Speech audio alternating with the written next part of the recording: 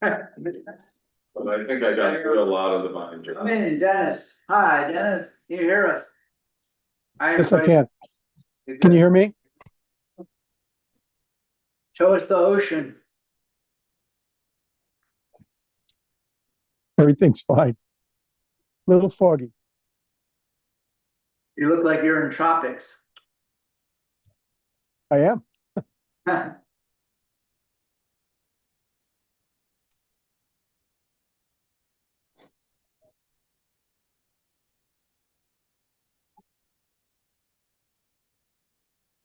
What do you think? Should we start?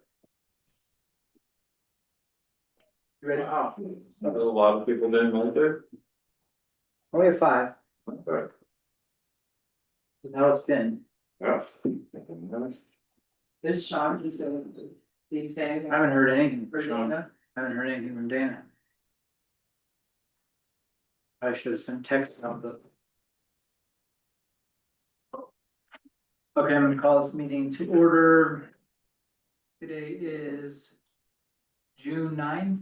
This is a Town of Crestone Board of Trustees meeting. It's being held both in person and via Zoom. The time is 9:38. To ensure timely completion of the town's business, the following procedures will be followed. All participants must keep microphones muted and videos turned off except during citizens' comments or when to call to speak on by the board. Per section 7.3 of our rules, procedures and rules of order, we allow 15 minutes total for citizens' comments. Each speaker has up to 3 minutes to speak. Please state your name and address before speaking. If your comments exceed 3 minutes or the allotted time expires, please send your comments to town hall as correspondence for the board's response. If multiple citizens share the same comments, please be brief. Unspoken comments can be submitted to town hall for inclusion as correspondence at the next regular meeting. Next we have a roll call. Serial. Mayor Meyer, Here. trustee Lakai, Here. trustee Martinez, Here. trustee Roth, Here, trustee Pauzlusi. Here. Is, trustee Oglesby and Mamonakis are absent without notice. Can you turn the speaker volume up a notch?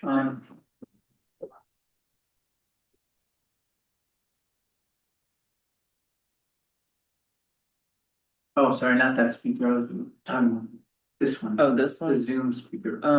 0. I think it's up as high level.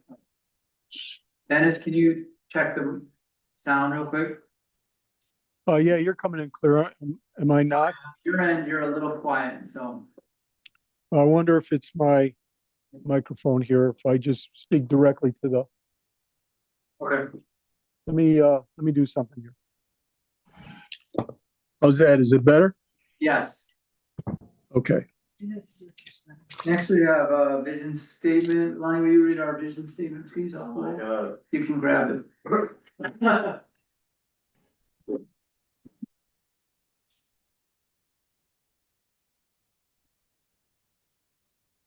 The historic Crestone, Colorado exemplifies small town Mount Beauty within a community committed to multi-generational well-being. The town continues to celebrate its pioneering spirit and unique diversity through contemporary self-reliance. Crestone's goal to enhance economic viability, environmental preservation, sustainable living practices, and social responsibility. Thank you. Okay, next we have approval of agenda. So, last month we've talked, I'd like to, under old business, I've got prices for replacement trees there on Silver Street. We're gonna replace with aspen one? Thought we were gonna. Well, in the center one I do, Oh, okay. and then we can talk about the other. Okay. Tree replacement under old business pay. Okay, Can you hear them? other changes, Do you see the settings on here? um, Audio? you guys. Okay. You hit mic when you talk. No, that'll mute it. Tree replacement report. You guys could mute your speaker until you're ready to talk.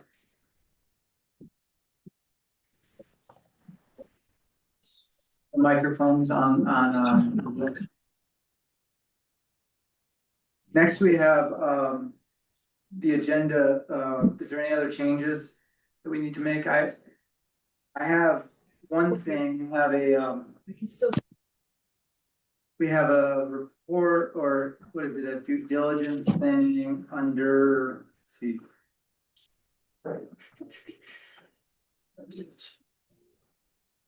Under new business, New business, item F. F. Question about due process before meeting with Judge Barbara Zollier's concerns regarding tickets. We wanted to discuss whether that's appropriate to even come before us, because the tickets have already been written and they cannot be argued before us. They have to be argued either before the judge or they pay it.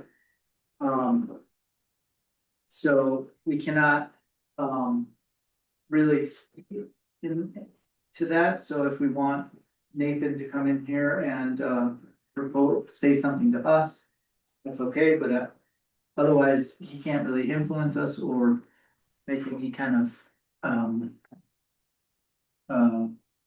changes to what's happening. And it's my understanding that due process is just about order of events legally, it's not about legal advice or anything. So I don't personally have any issue with knowing what my process is. But I don't, if Okay. there's something else that this is about, then I agree. So if he's going to come here and try to, you know, plead his case to us, we have to cut him off. And if he's going to ask actual questions about due process, then we can, have Ariel answer them. I will say I have already guided him on what the next steps are. Okay, Process is. so I guess I misunderstood. This says something about the process before meetings. So Ariel put this on because Right. she doesn't want to Yeah. exclude him, but we can. We have nothing to do with due process, like I misunderstood that. Okay, so let's take that off the agenda, come during citizens' comments and. Or do you want to keep it open? I wouldn't mind listening to a citizen of the town with other than due process reflections, you know. I don't mind hearing what any citizen of the town has to say when they're being, But once somebody has a ticket, Yeah. they've had already their due process Right. in trying to remediate right. so if we're going to get, you know, And basically we could mess up any kind of thing before the judge. I mean, we don't wanna, so you're saying that us listening could pollute the court case? us listening is one thing, but if we comment or say anything other than, you know, like if we try to respond because we feel obliged. Shouldn't we always, as town council, be looking for good outcomes one way or another? You could be correct, I'm just trying to say that me, We, back on council, I will always be, Taken already Yeah. that we've tried. so I haven't been, mediate, yeah, and now it's up to the ticketing. that Perfect. could be the case. we wrote, you know, a 2.5-page letter or 2-page letter. I haven't been here, so I mean, maybe we could clarify some of the past for my sake. I hate to take up all of our time in that, so.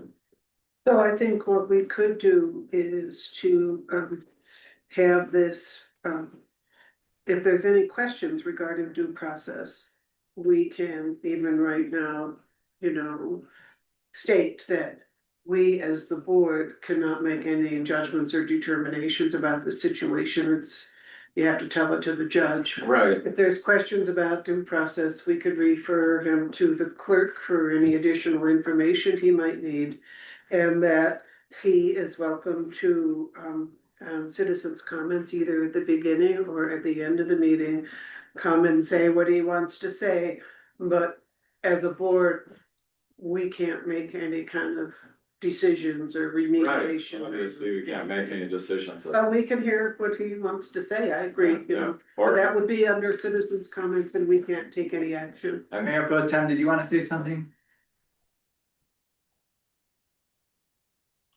I did. I'm wondering if we should inform Nathan that whatever he says, that this is a recorded meeting, and whatever he says could be, if found necessary, used by our attorney. That's a definitely sounds true. Okay, I also, if we want to recommend him towards citizens' comments, since it's such a short amount of time, he could write a letter and we could discuss it as one of our correspondence, so. okay, so let's keep it on there and we'll tighten it up as question, as it says, questions about due process, and that's it. Yeah, that's all we can legally do. Yeah, we will remind him that. Yeah. And if anybody feels like it strays, please interrupt. Okay, so we're keeping that on, we're adding something. Is there a motion to approve the agenda as amended? I'll make that motion. Trustee Pye, One second. trustee Roth. All in favor? Aye. Okay, next we have, Well, Aye. next we have approval of minutes. First minutes are from May 12th. Regular meeting. Questions, comments, concerns, updates.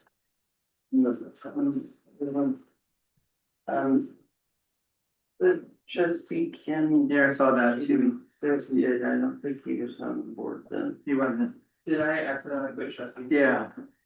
Was it in the May 12th? I think it was May 12th or the other one? No, it was the other one. The other one. The other one was the May 27th. And it's under the Public Works Report minutes. Second to last. Oh, it is in the May 12th one, I believe. Let's see. Oh, no, 27th, sorry. Okay, let's go back to May 12th. Let's stick with that one first.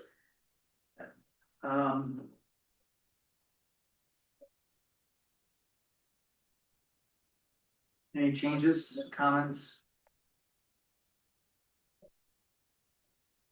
Mayor Pro Tem? Anything?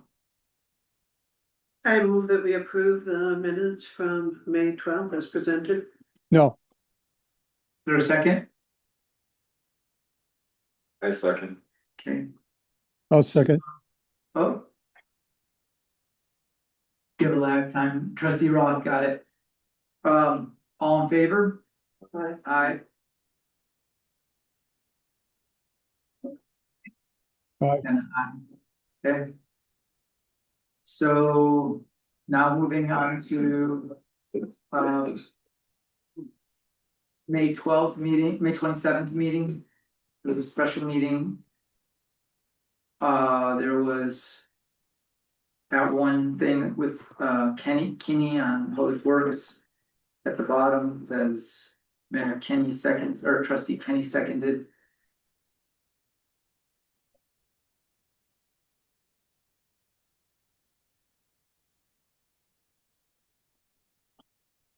Okay.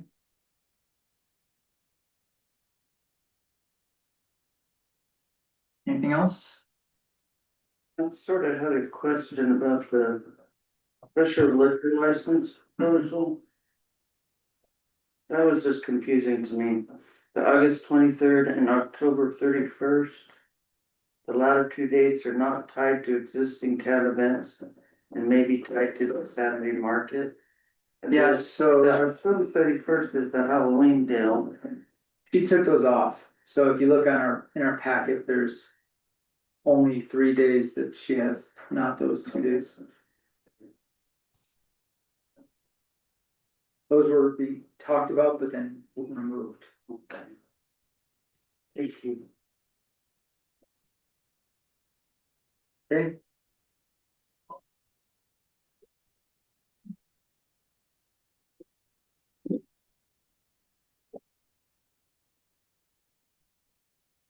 Anything? You need a motion? What? I move that we approve the minutes of May 27th, the special meeting. Including one. Where. A second. Okay, any more discussion? All in favor? I abstain because I wasn't here. I don't know. We have a quorum, so we can do that. We got a yay from Dennis, Mayor Pro Tem Pazuzu. Next, we have citizens' comments. 15 minutes, 3 minutes each. Okay. Would you like to give any comments? Okay, I see Nick Navarez. Would you like to give a comment, Nick? Okay. Yes. Good morning. I just wanted to check in and give you an update on the 4th of July. So I've raised around $15,000 so far for the event. You guys gave me 4,000. I've raised another 11,000. I'm close. I just need 1,000 more, which I'm pretty sure I can raise between now and then. One thing that Benji and I talked about was creating an account through the town because Benji brought up that potentially donating money to the town as a business would be tax deductible. I did look that up, and it does look like that is a reasonable request and is something that is real. So I would like to go ahead and just, if there are businesses that would like a tax, deduction or whatever, a letter, to be able to have them give the money to the town and then the town write me a check. So I just would like to go ahead and formally get that ball rolling. So Benji, thank you for bringing that up because that is something I had no idea about. This is the first time I knew about it. So I'm glad that that's something we can offer people in the future who are donating to town events. But I'm really excited. We have 3 bands booked. We have porta potties, all the things booked and ready to go. I have a staff of 4 people who will help me with the parade and the parking and all those things, just so, to make it flow a little better.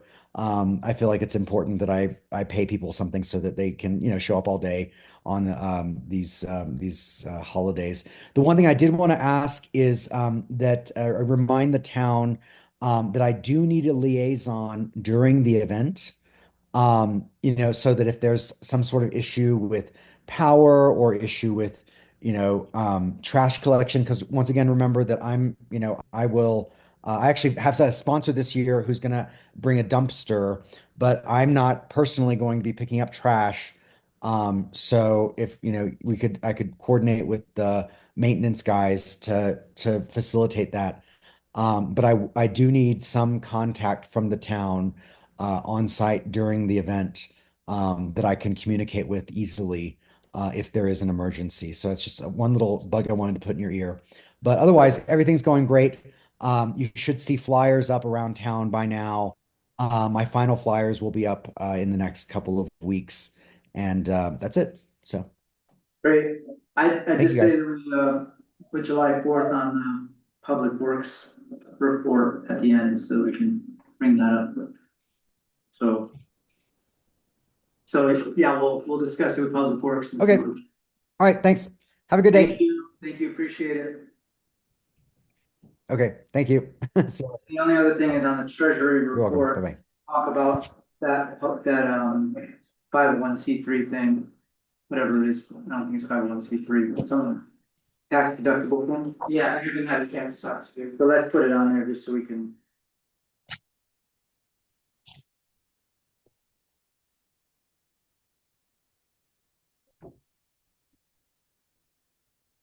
Okay. Any more citizens' comments? Anya, Daniel Gray?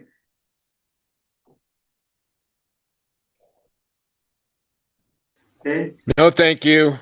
thank you, Daniel. We're moving right along to correspondence. Do we have any correspondence? Correspondence. Okay. So that next is presentation of bills.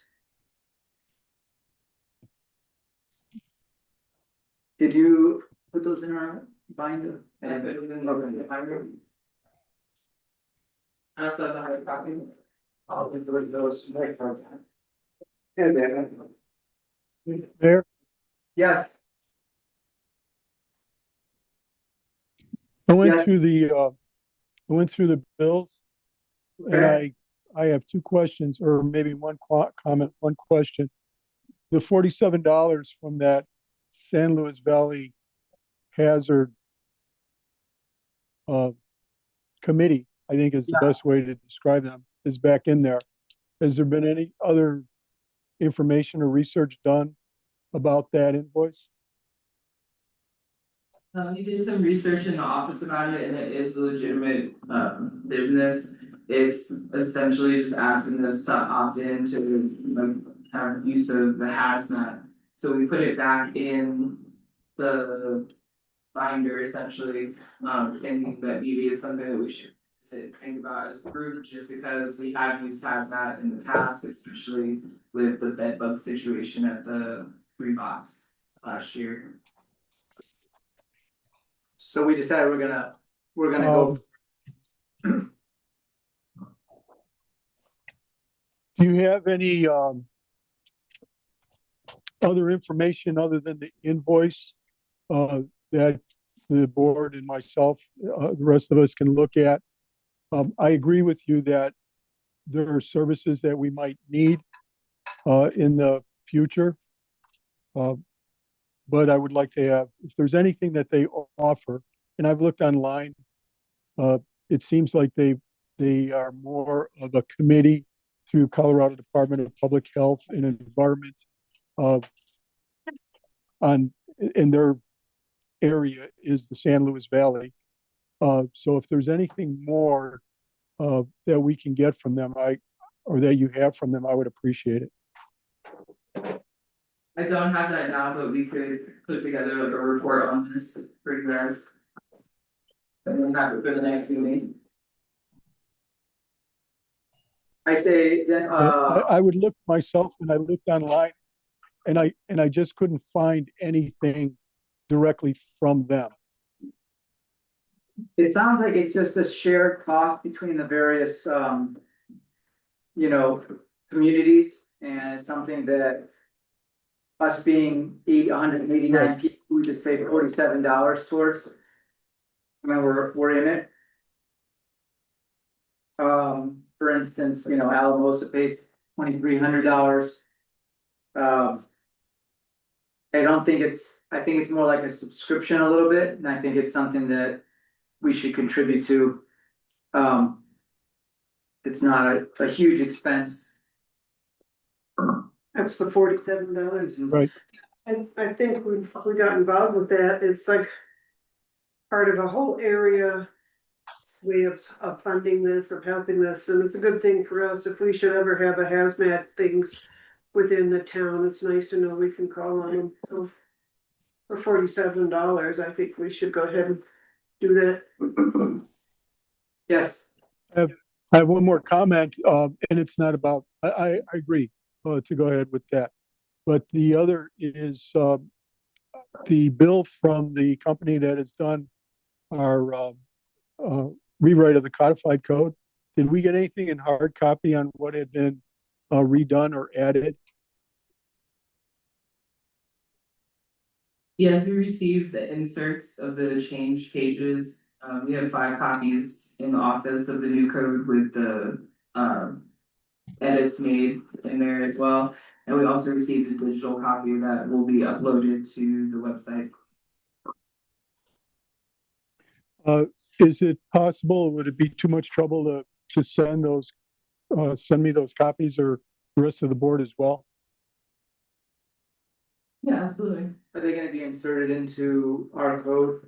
Yeah, they start replacing pages, so we put them into the book that we should have. This is my book here.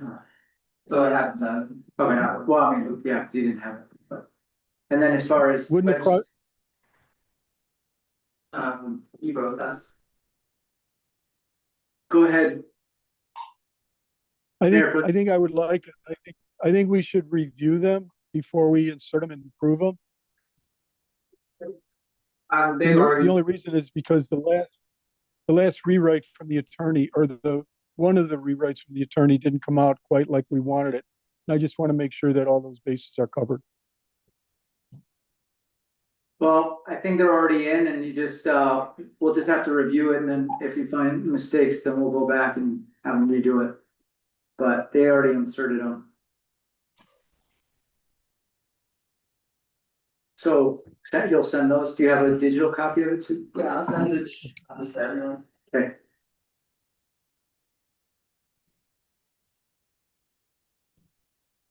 Okay, so, the other bills, one thing would be, to get reimbursed on the next invoice, like I know you're invoicing Catherine's, Spence regarding, so maybe tag it. Already sent the right invoice.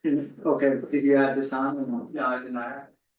Okay. We could add it on to this month if June, would you send it for May I or? sent it for May, so For we add June. that to June. Yeah.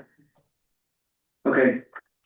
I'm asking just to try to get a reimbursement, I doubt we'll get it, but, from the Swash County Sheriff's Office for the notice to vacate. The other good news in our bills is that our, average daily BODs are down quite a bit to, 34. January, February, March, and April, so it's 41, 98, 48, 45, and now we're down to 34, which is What are we attributing that to? we don't know, Below 30, huh? below 30 would be acceptable. So we're still just a little bit high. But he asked, what is it attributed to? Oh, I thought you asked what we were going down to. No, what do we think the low BOD rate is attributed to? Oh, it's, I think, well, The grease trap? there was a thing? grease trap installed at the, Merck. Yeah, I implemented, I had to come into compliance with the grease trap program. They installed a grease trap last month. And so we'll see if this is actually, this will stay low. okay, But hopefully that's what it is. I did verify that they did install it and they will be on the, on my inspection, for this year. So they're in compliance now. So had the Merc not had a geek? They had not had one. They did not install one from the beginning. In the butcher shop too, so. And may I just say something else, just in addition to, living wisdom. I spoke with the project manager and last 2 weeks ago. And I just informed him that this would be a good, I didn't see anything in the plans for a grease trap at their commercial kitchen. So I informed the project manager, Adam, that this might be a good time for them to think about installing one before they occupy. Just so you know, so I will be implementing that plan up there also in addition to, because that is a commercial kitchen. And we have a couple of other things that are going on there that I'll be dealing with in the future. So do we know, like Bob, Sophia? Bob's asking. Yeah, I inspected everything last year. And we're coming up, I'll be inspecting in the next 6 weeks.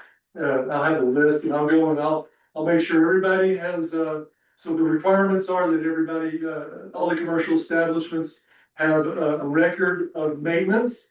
And then I will inspect their grease traps and take a copy of the record of maintenance so that I know that they've all been maintained. Good. Yeah, that's good news. So yeah, that is good news. Right, moving along, there was, SGM has given us a pretty good size invoice. I guess this is part of our,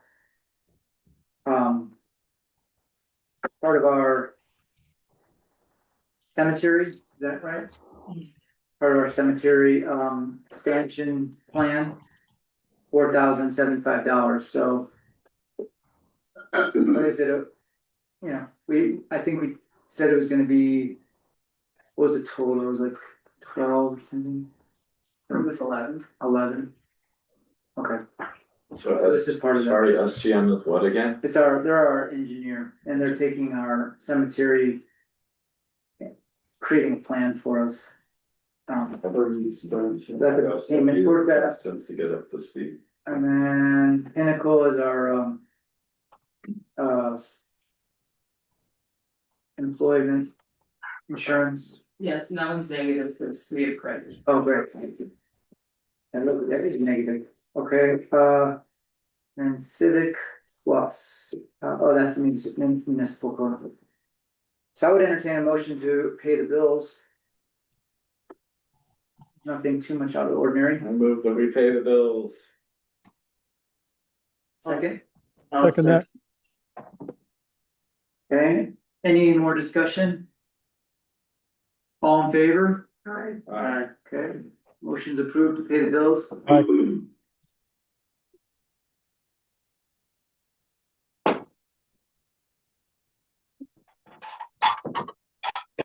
All right, moving along, we are on. Treasurer's report. Yeah, nice balance sheet and profit and loss in our. Starting to get more, seems like it's getting more in order and caught up. You feel good about it? Yes, I do, especially working with Andrea. As well.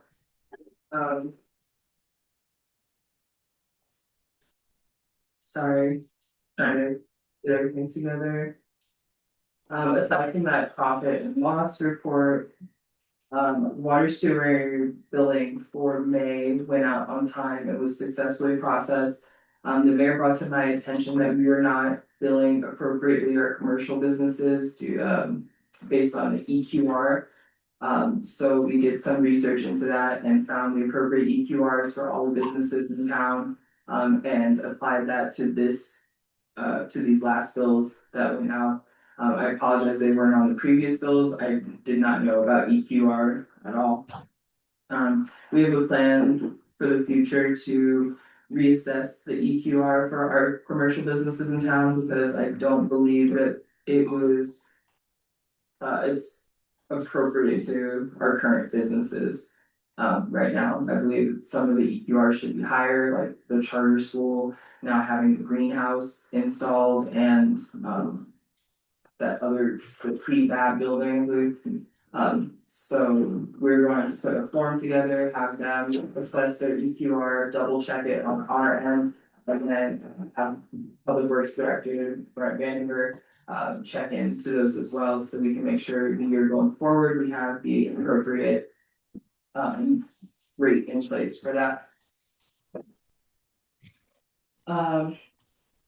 Also been working with the finance committee to ensure that we have strategic planning around our budget cycle. We had a meeting this past week before last, to discuss, like the upcoming audit, financial reporting schedules and progress on reconciliations. We also discussed in some detail the Huff Fund and the Sawatch Road and Bridge IGA. Which I put in the report for the finance committee, which is coming up next. Andrew Biller's been away currently on vacation, attending her daughter's wedding. So I haven't been able to work too closely with her since she left, but look forward to getting in touch with her again soon, just to make sure everything is up to date and accurate. We're also undergoing a review of the fee schedule in the office to make sure that it reflects current operational costs, updates could include. Our recommendations of like adding administrative fees for billing, zoning, letter pricing, and building permit adjustments as well.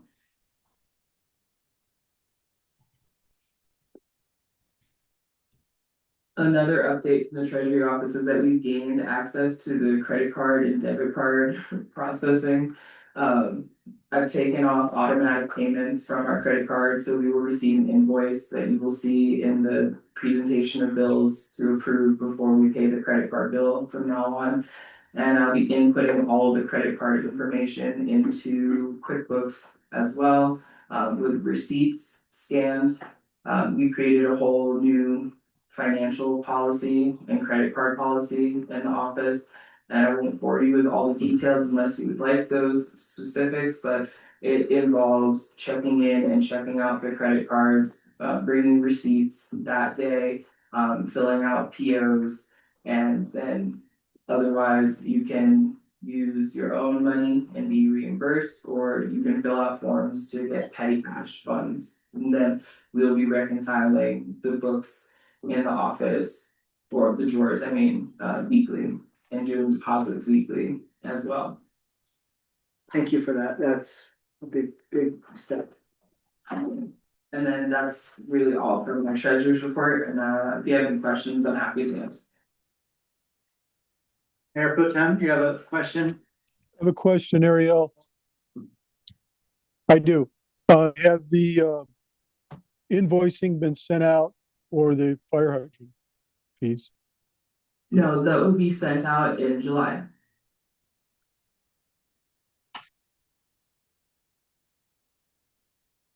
I think it was at the last meeting you had said you were going to make sure that the fees were calculated correctly according to the lot sizes or the number of lots any individual might have. And also there was going to be an additional fee for staff time to calculate. Is that going to be part of that? I can't add a fee for staff time. We could talk about that as part of the fee schedule overhaul in general. I think there should maybe be a bit of a fee assessed to that. The one I specifically said before was assessing a fee for doing the water sewer billing. Because I do every single invoice individually. So you're paying for my time to do that, and it takes anywhere from Right. 3 to 5 hours. Yeah. So we really do need to overhaul our fee Okay. schedule. Also, business licenses will be assessed in July as well.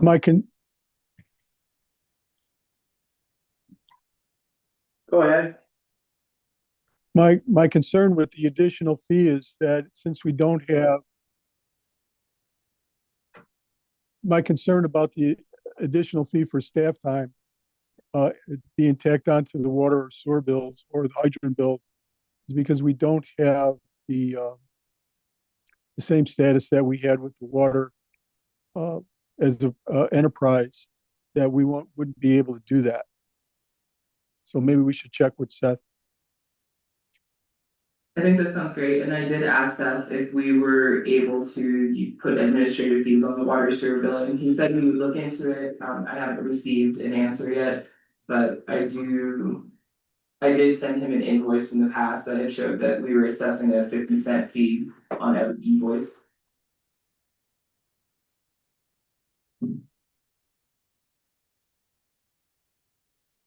Any more questions regarding the treasurer's report? Okay, let's move along to Finance Committee report. We had a summary in our binder. We had a good meeting. It was basically on the highway users tax funds. We read it, we went through it. Talk more about it. My report a little bit, the financial controls are also a big issue, and they're coming out in a great way. We're taking it very seriously, and we're starting to get a much better handle on our controls. Any questions about the Finance Committee? I have no idea what the highway users tax fund is. So every year we get a certain amount that comes out of, I think, is it paid through through gasoline? It's a sales tax on the gas you pay at the pump. So they take it to the state and then they split it up amongst and it's based on mileage, how many miles we have in our town. Yes, as you mentioned it, I have heard of that. Yeah. But I don't know how it would affect the town, so that's. So it affects the town. We get a little bit of money. Well, we get money, but we're supposed to, there's a percentage in a IGA that we've had for 15 years. Yeah. With the county, and we're gonna be reviewing that, we're halfway through right now. We're gonna be reviewing that with the county on June 17th. Ariel and I, and possibly Dennis will be online, and possibly the attorney will be there as well. With their commissioners and attorney under a work session. So we're trying to get a handle on it. There was a really good letter that Ariel sent to them. Since we're touching on roads, could we like make an agenda item on contacting the county about Road T and the damage to it and trying to get it repaved? I mean, It doesn't have anything to do with us really. I mean, you could maybe write a it letter. Right? definitely has something to do with us, because it ends in town, you know. So, but at the same time, yeah, just writing a letter to the state that the roads in rough I mean, condition. we're already dealing with the roads in town. They're Right. not doing enough service on our roads. Yeah. For the amount of money we're paying them. Yeah. So we're gonna go through that, we're also, yeah, I'll bring it up in my report a little more detail. Okay. Any questions about finance committee? Yes, I just want to have something to add. I'm in regularly in touch with the supervisor of Road and Bridge. If you have something that you would like me to relay to the supervisor. I don't wanna relay it personally, cause I have a relationship, I kinda need to have a good relationship with the supervisor, I don't wanna make requests on my behalf. I just know that people are getting their cars damaged on Road T at this point, so, you know. I mean, would the town like to write a letter that basically states, just something on Road T itself, or? I would like to see that. I would suggest we don't muddy the waters at this point, and right now we focus on our negotiations. There is a right place and time I would to. agree, so bring it back up, maybe they already know and they're just trying to balance their time. Yeah, I had talked to LB like last fall and he said it's not gonna happen this year, so, you know. It's in the worst condition I've ever seen it in the 30 years I've been here, Yeah. so. Yeah, it really needs, it needs work, I agree, yeah. All right, so that was finance committee. My report is, Mayor, yes. Go ahead, Mayor, Mayor, did a final, you said a final letter had gone out to, you said a final letter had gone out to the county. correct. I don't think, I only have the notes from our meeting. I didn't see the final letter unless it's somewhere in our packet. I can forward it to you, you both asked me not to send it to you, so I saw I it, just sent it to them. I saw it. Yeah, you were on the chain, but Oh. Dennis wasn't, but I can. Okay, Dennis, so you'll get it sent to you. It was a really well written letter in it.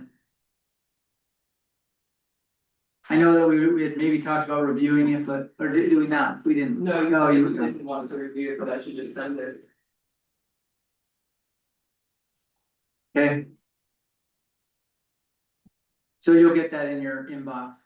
I could have a copy. Does everybody wanna see this letter? I'd kind of like. Thank to you. see- Okay.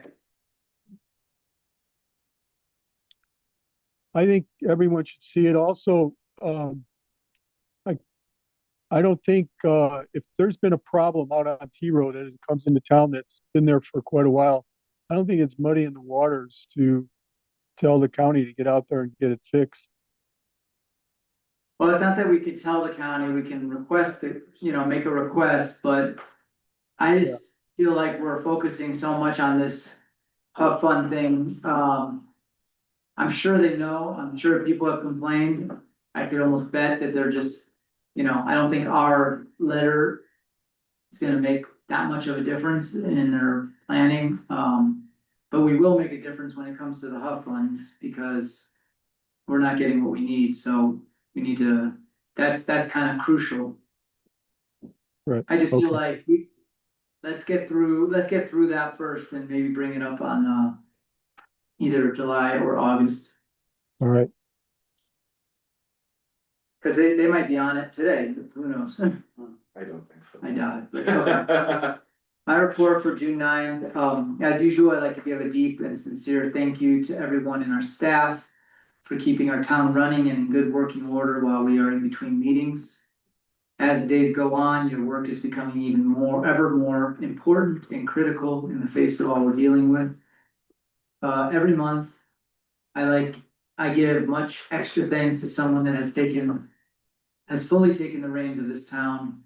She goes the extra mile on every task with professionality and grace. We are so lucky and blessed to have her, and I am so proud to work with her every time I get the chance. Our administrator, clerk, treasurer, Ms. Ariel Blackwell, thank you so much for your service to the town of Crestone. Through much insight, vision, and discernment, our forefathers created something very special that we get to take part in and explore, even at the level of our small municipal government. It's called separation of powers. It was designed to delegate and relinquish responsibilities to the three branches of government for the benefit of the people.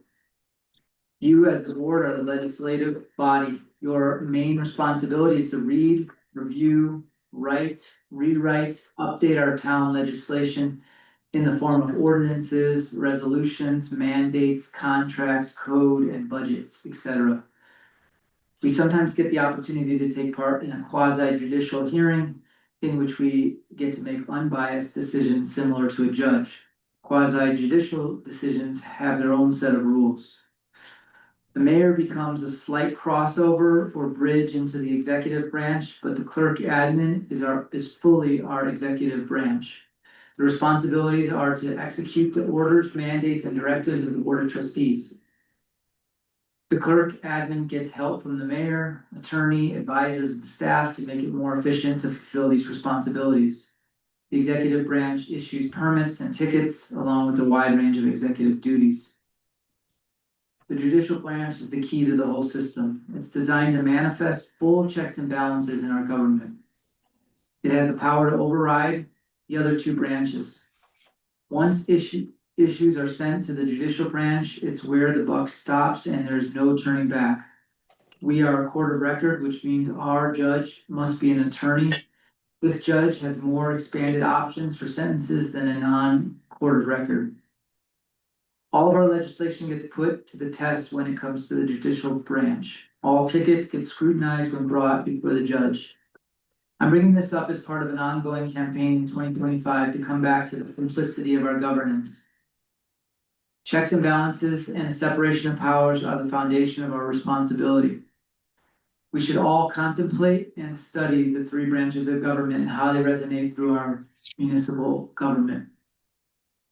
Most of the items I've been working on are in our packet. Both Ariel and I will be going over to meet with the county commissioners after we have read and fully reviewed the IGA regarding the highway user tax funds. Ariel sent a good letter requesting 5 years past work and records in an attempt to reconcile what's stated on the contract and hopefully make the county more accountable for their side of the agreement. Other items, I'm kind of going free form from here. Other items were some of the things in our minutes. Let's see, kind of talk about the tree replacement. One thing that I did that was kind of like a crossover, silly crossover, but I helped remove that tree over there on Cottonwood and iron with my tractor and chainsaw. Then I ended up breaking my chainsaw really bad, not on that, but on something else. So now I'm out for a little while. Let's see, there was something else on that. Is there any questions for me or anything like that that you guys have for the mayor? Anything that requests or? Not at this time. If I would have thought about it, I'd probably have one. Yeah, I was curious, the camper out at the cemetery, the new park Yeah, that was discussed in, and the code enforcement. code enforcement. Mhm. Apparently it's still there. Now, if we were to have it removed, would we have the authority to bill the people that gave them permission to park there? I think so, yeah.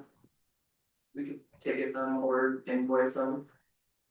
Cause they gave permission, not the town, and it's the town's property, but the mess is still out there. Yeah, we're gonna have to spend some money definitely cleaning that up. Let's talk about that in the code enforcement. Okay. So, I mean, the reason this, the separation of powers is kind of coming up is because of what we're dealing with tickets and understanding that things are, they do have a due process and there is a movement from us, the legislative, we're in charge of that code. So we have to stand behind our code. If there's things that we feel is not fair or something that we really need to change, we do that.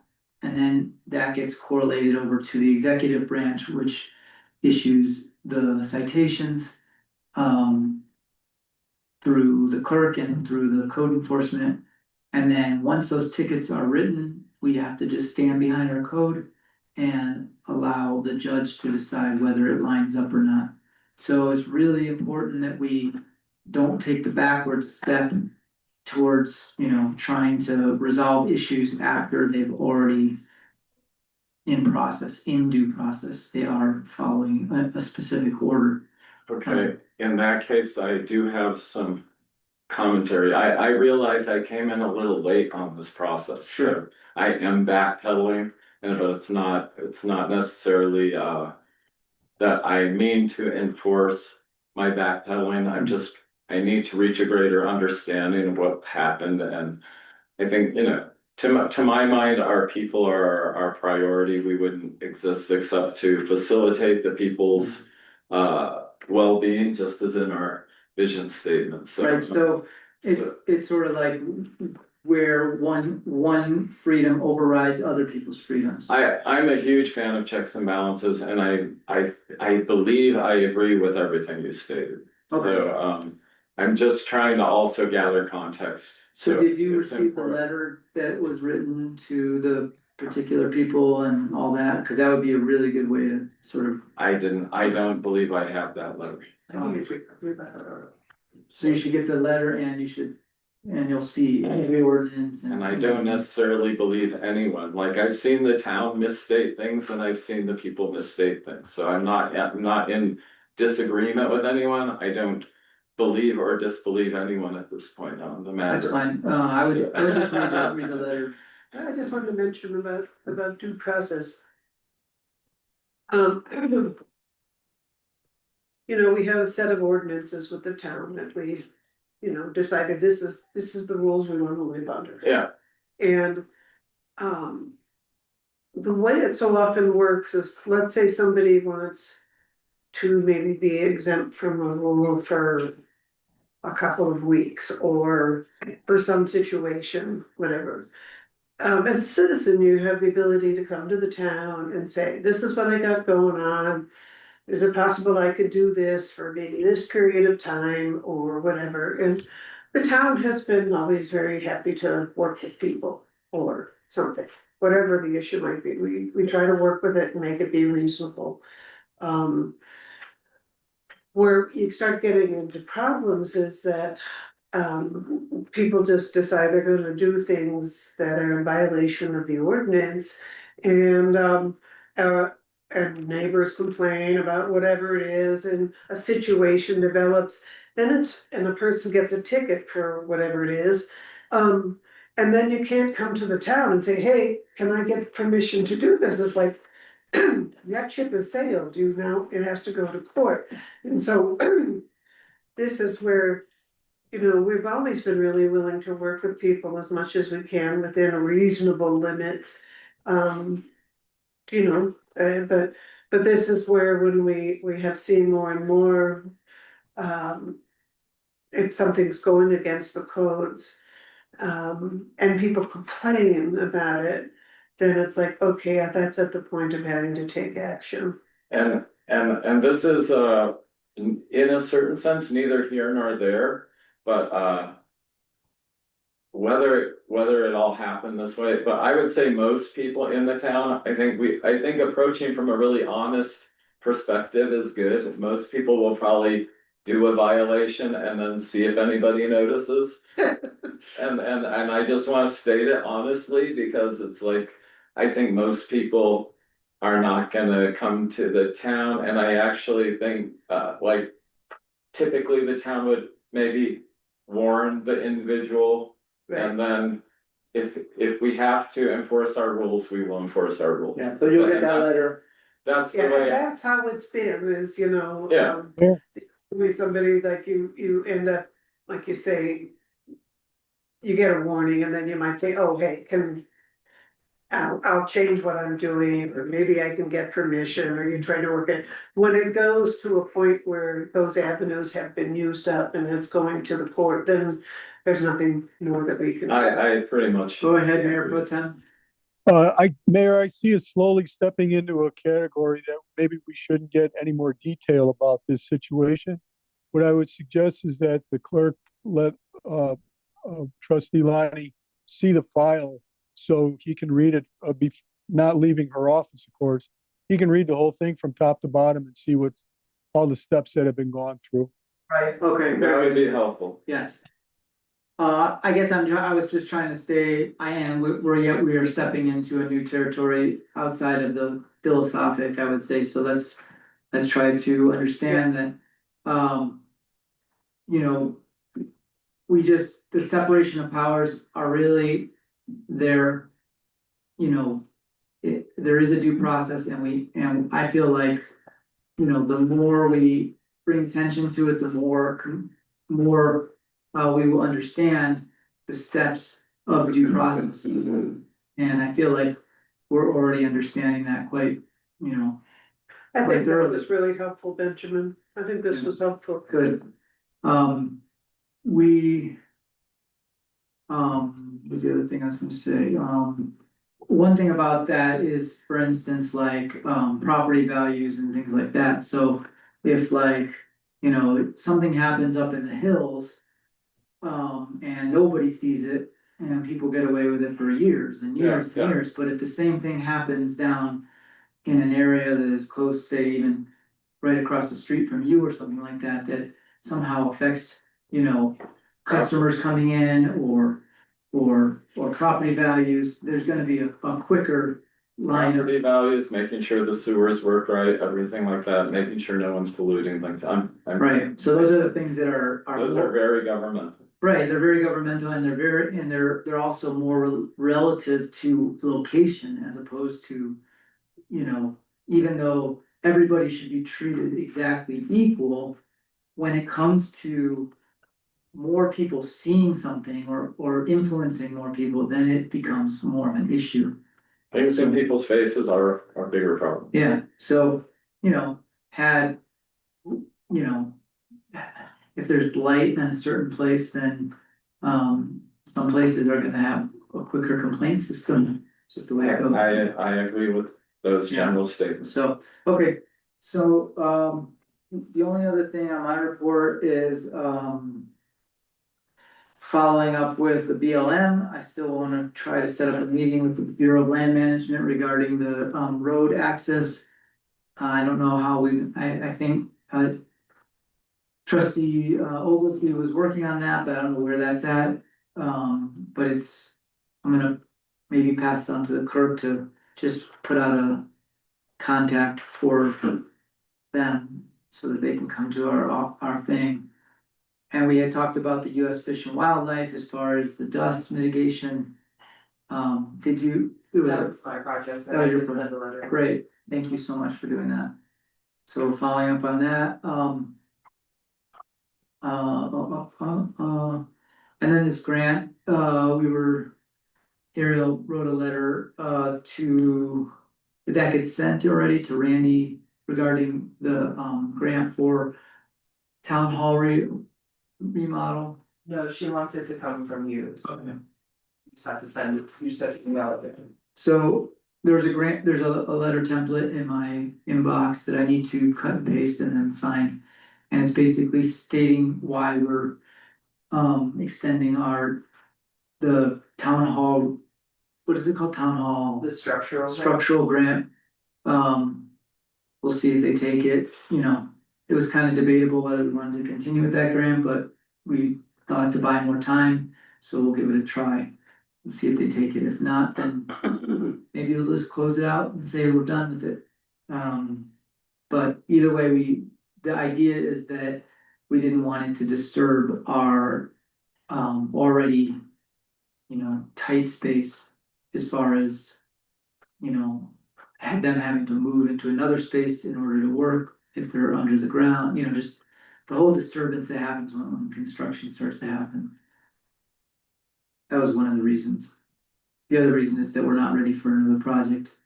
Well, it was match funds too, I think. Match funds as well. Problem. So, yeah, that's pretty much sums up my report. The new dark sky pins have come out, the 2025 ones, they're really pretty. The stupa on them, Steve Hume and Ziggy, Lori Nagel's son designed them, and then Ziggy's gonna be taking over the pins next year, but they're great souvenirs for the Crestone area.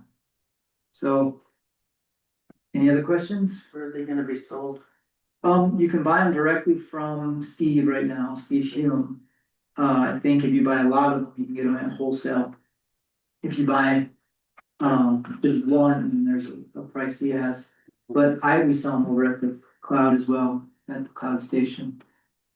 Any other things, Uriel, that? The only thing that came up recently was that I didn't realize that kind of the mayor does have that kind of crossover into the executive branch, which is kind of interesting.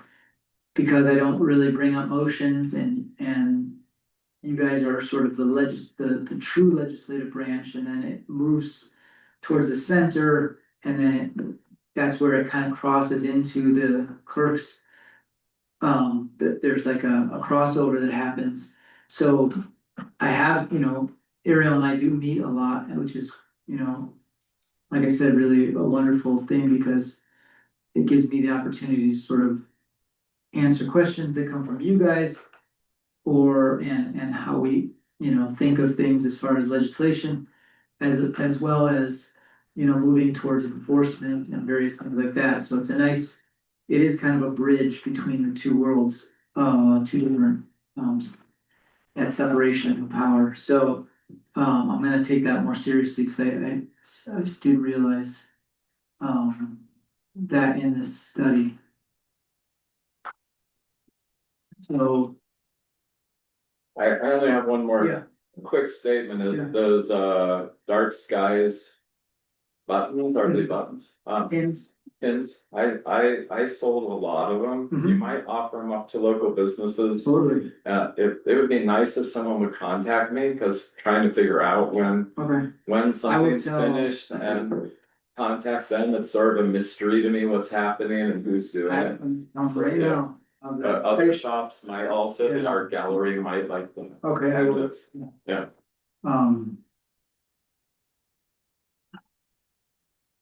That's a good suggestion. Guy pins. To. And other businesses. And even the museum might sell them pretty well. Yeah, that's a good idea. Okay.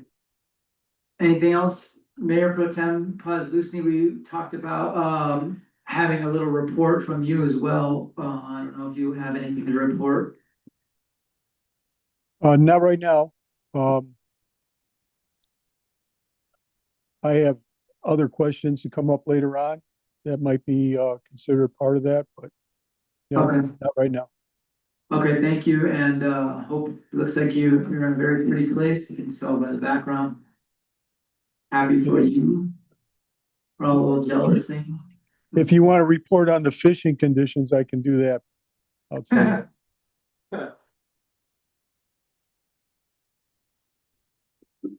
Just start calling you old man in the sea.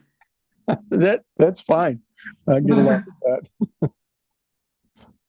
Okay, clerk's report.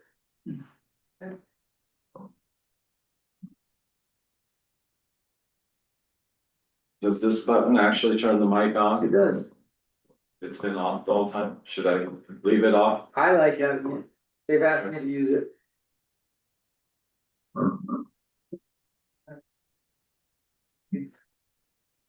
So Ian Ross has been successfully onboarded as our new code compliance officer. He's filled out all the appropriate paperwork and we've been working on training over the past few weeks. As well as, the mayor has worked on training with the code compliance officer as well, specifically on the decibel meter reader.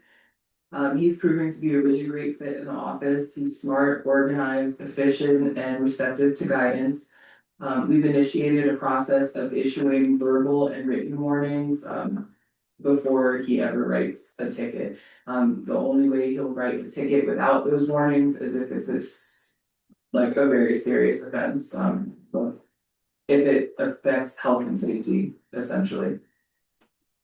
He's diligently maintaining a log of his actions and compiling files for complaints and documenting their resolutions as well. So I won't go, I've been working with him closely, but I'll leave what he has done to his report. As part of improving cemetery management, I've also been evaluating some software tools. The two I'm looking at specifically are Chronicle and Everspot. They both offer free versions, with the option to upgrade as needed. Chronicle includes plot mapping, interment tracking, and GIS features with paid plans starting at $20. Everspot allows like unlimited records and customizable fields, with other enhanced features. I won't bore you with all the details, but just looking to see which would be the best fit for our cemetery. And if one of them, if I'm trying out both of them to see which I like better, and ideally maybe we can just stay on the free version. But really just looking to update our cemetery files and have them better organized than the huge binders that I currently have. So can I ask a question? Sure. So as far as this plot planning stuff, it's all subscription based, basically, except for the free version thing. Yeah, so you can start with the free version there, and otherwise it would be subscription, you can do monthly or annual. So I guess the one important feature of that is if we ever had to stop the subscription, that we could get our data and move it over to something else. And I don't know, you probably did check into that, but it's just pretty important to see how the data transference at the end of a subscription can be managed. So, Absolutely. yeah.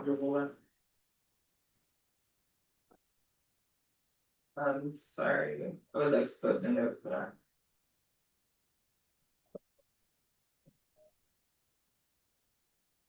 Or find something we can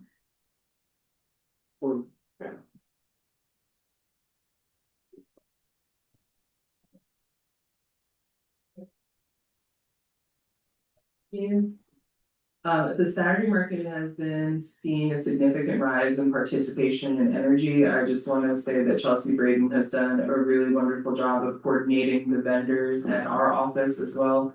Making sure that all vendors fill out the application form, fill out, pay their fees to town and receive their permits.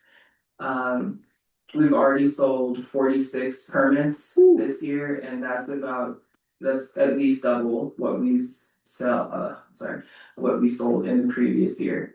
Additional activities like the live music and yoga have been well received, and I haven't received any formal complaints in the office regarding noise or activity. They had their first movie night as well, the other night. I don't know how that went. I don't know, I haven't checked in with her to see how that went yet, but I haven't received any complaint about that. Trash the fence. Well, that's no fence, it's supposed to keep us off the grass. They messed with that.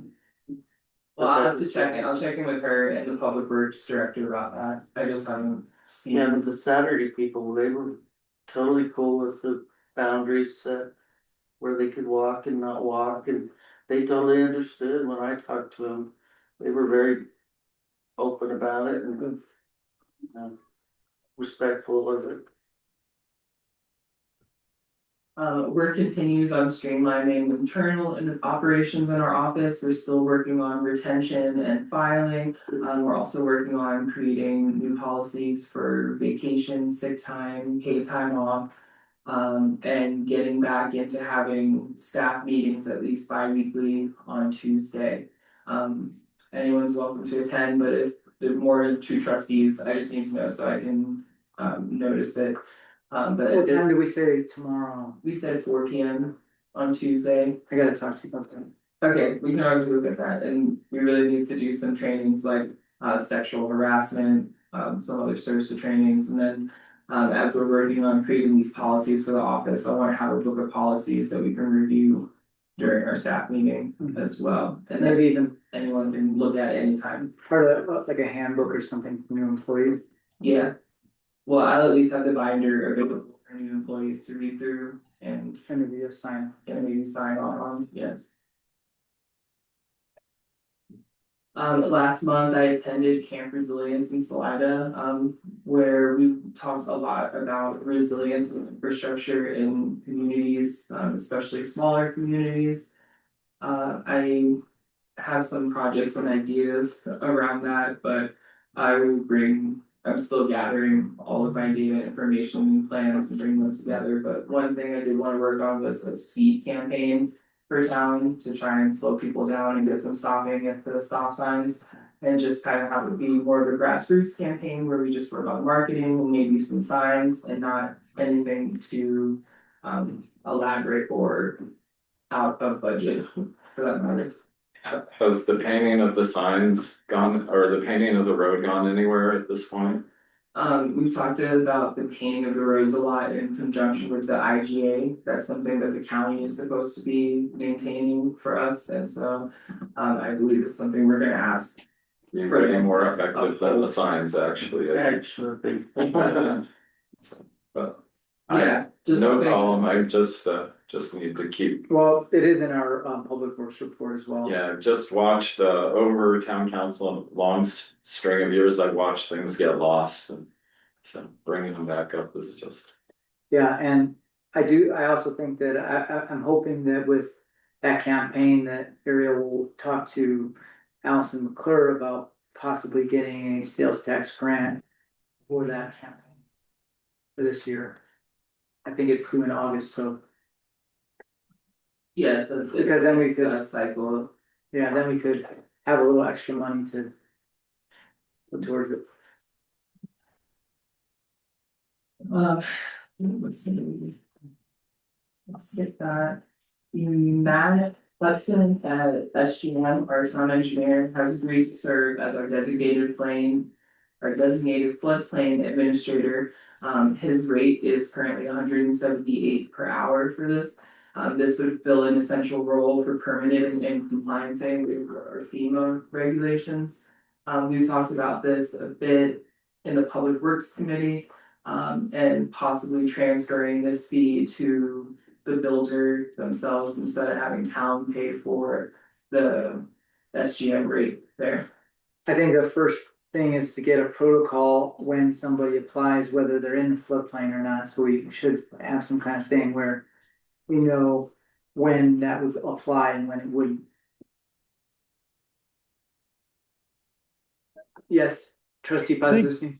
I think the municipal code can help with that. If I recall, and please excuse me, I'm doing this from memory. If that there is any suspect, whether FEMA has identified the area of being a area of a flood hazard, if there's any suspect at all, that we're supposed to enforce that portion of the code. I don't know if that helps.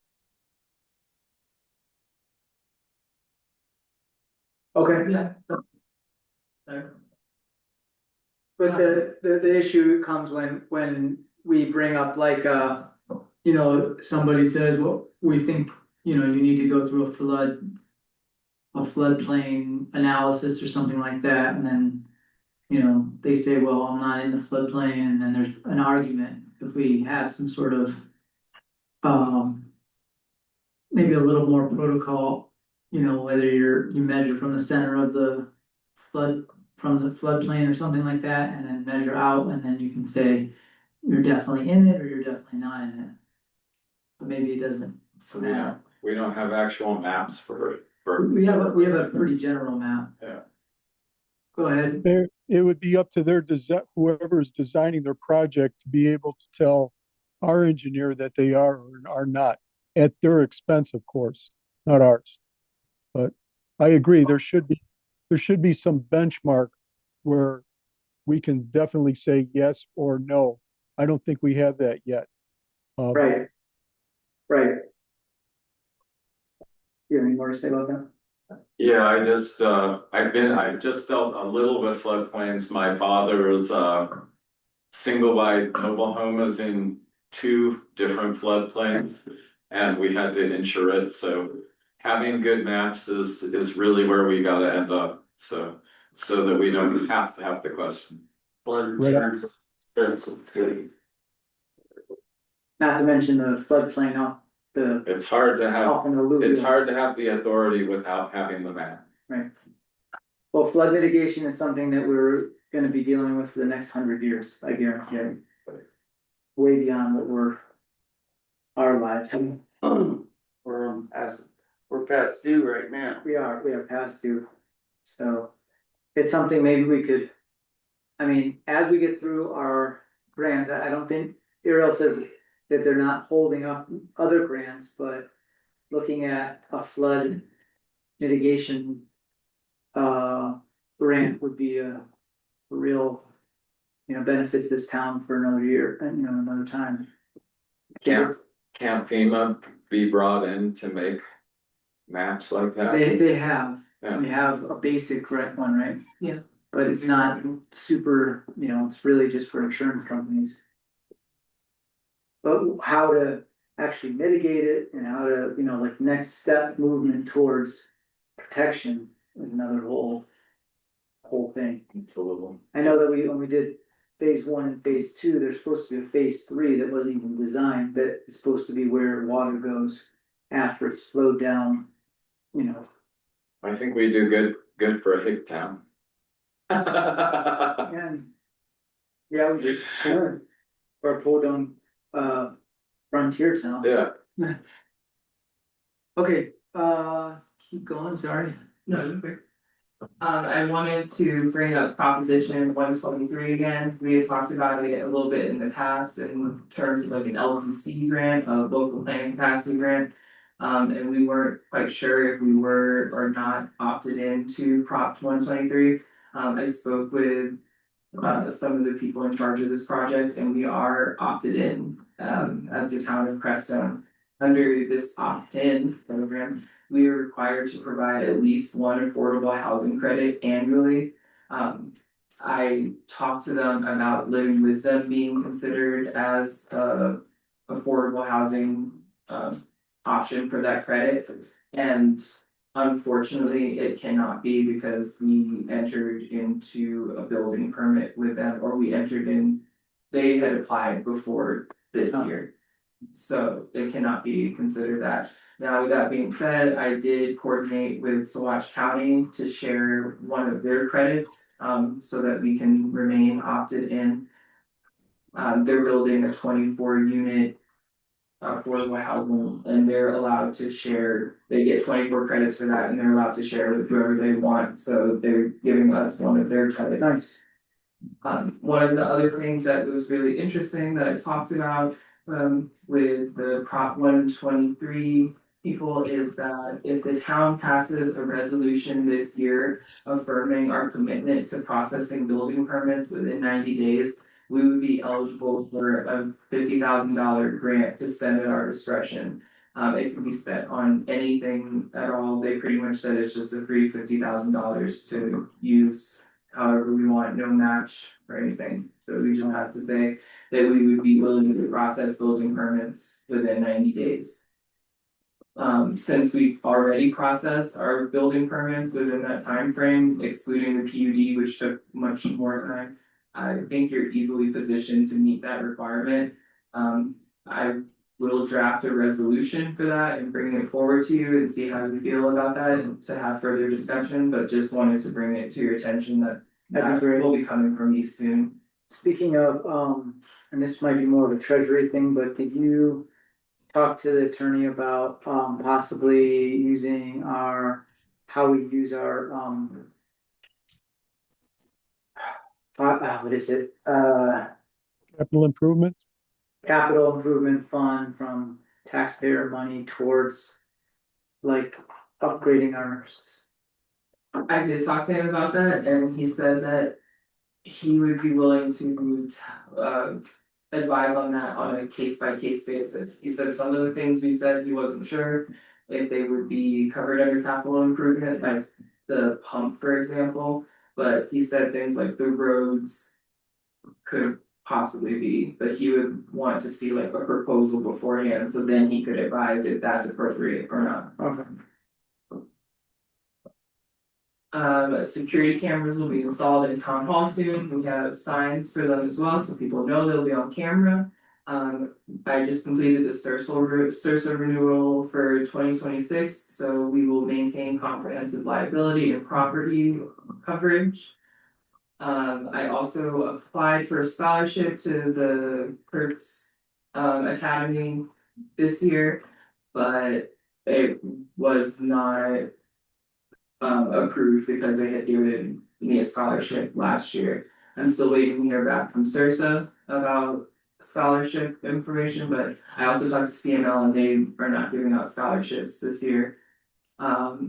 The town has already budgeted for my registration fees, so I'm looking for approval to at least register. And then if I can't get the lodging costs covered by scholarship, then I would be willing to personally cover that so that I can attend this year. So do you need a motion to approve registration? A motion or just a direction that it's okay to go forward with the registration on that. I would, yeah, Go ahead. Sounds great. so direction or motion? How do we do a direction? I'm You just say, I guess a motion probably the way it's on the struggle direction. I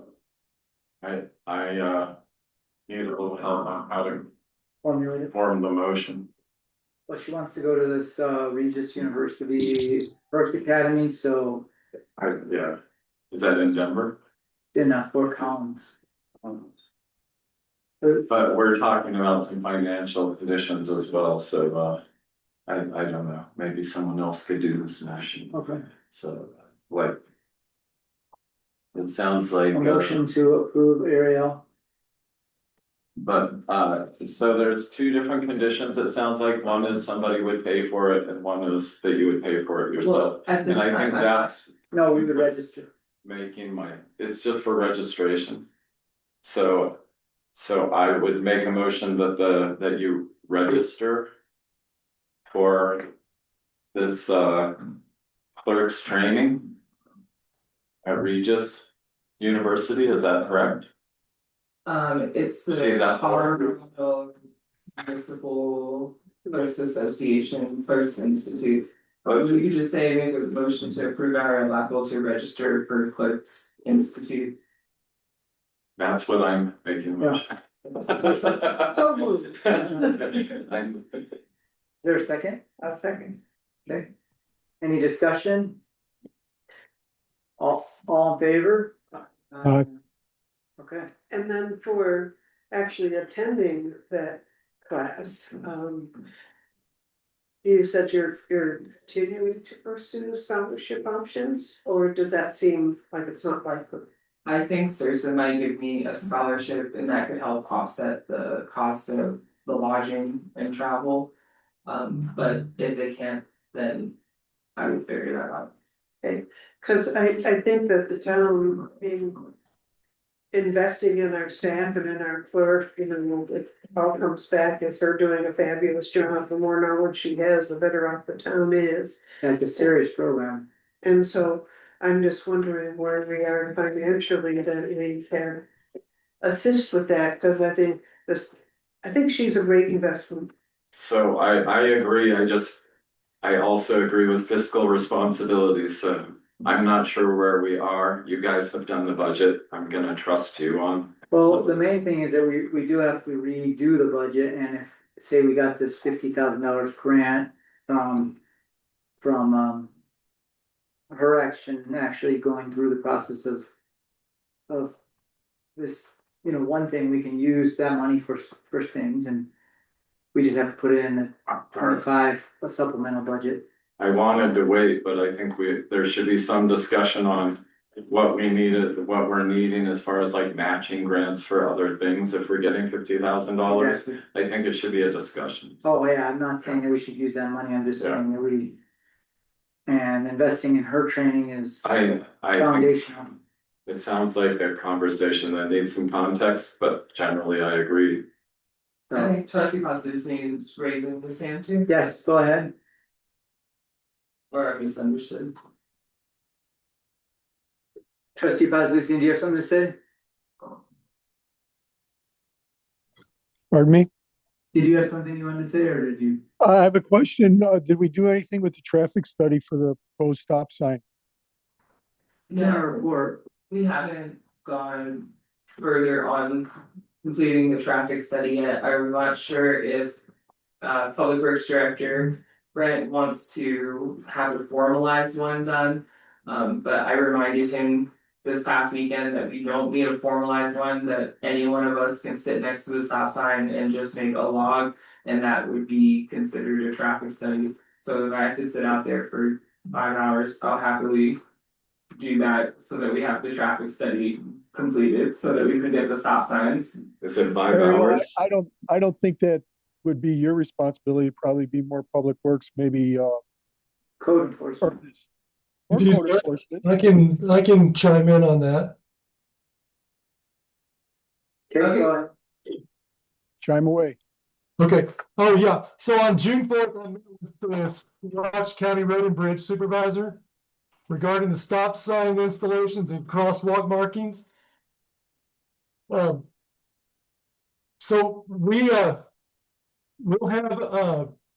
we'll be installing traffic counters at Alder and Golden during the first week of July to track vehicle volume and speed. And there was some word after I did my report, there might have already been a study done in the past 3 years, which would help us expedite these stop signs that we want to do. So I just found out about that in the later part of last week, and I'll dig through the records and see if we already have a study. And I've already talked with Saguache County Road and Bridge Supervisor, and he's going through the records to see if he has a study already. If that's the case, then we could expedite these the installation of these stop signs at these 2 intersections. Okay, at what cost for those traffic counters? What is the cost? Is that Right. well? From what I understand, that would be included in our maintenance. That's how the conversation between the supervisor and myself went. That would be included in basically what we pay the county. I did also speak with him about the road paint. I believe Trustee Roth was asking about that earlier, and I have found some properly spec'd paint that would last 7 to 10 years. It's called MMA. It's basically almost like an acrylic compound. I'll follow up on Wednesday with the supervisor for Road and Bridge regarding these 2 items, and then we'll be underway with we'll see if we'll be underway with correct specs. We'll see if we can get them to do the maintenance on the painting, and I'll spec the type of paint that. Brent, we're still in the clerk's report. Can we deal with this in Public Works? We're almost there. Absolutely. Sorry.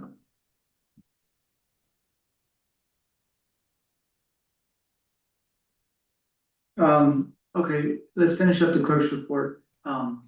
Okay. Yeah. Regarding our ongoing collaboration with Saguache County Road and Bridge, IGA is under review, as it said, the mayor, myself, and trustee Mayor Pro Tempore, Pazuzi, will be meeting with the county on June 17th.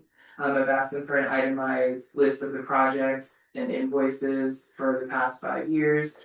And I won't say more on that, but we'll send you out the letter that was sent to the county on that.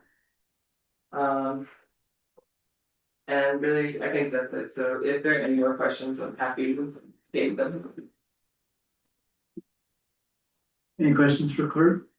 Happy, thank you. Thank you so much. Well, And trustee Rob, if there's anything you ever have questions on, or like things that you wanna see, you're welcome to come into the office, and I'd be happy to. I will, as I get more context of what I'm actually, Totally, yeah, just want you to feel like you can come thank you. to me for anything. Yeah. okay, now we are on to, I guess the attorney, is he gonna be joining us today? Yeah, the people will be here until 1:30. 1:30? Yeah. Okay. So, we have Public Works, now we can, I wanted to say, first of all, happy birthday, Brent. Happy birthday. Happy birthday. Is it? Brent's Thank birthday. you, thank you very much. He's 36. And then also, thank you for doing a nice thorough report. It's very helpful as far as, you know, catch up and seeing where we're at and, for us to ask questions. So I want to thank you for that thorough report. Oh, here he is. Happy birthday in person. Yeah. Thank you. I'm old enough for social security today. Yeah, you gonna get it? No. I think so, yeah, I think I thought. You're not 36, did you say 36? I was joking. Wow, you believe? I was like, I'm not sure if I feel young or old at that remark.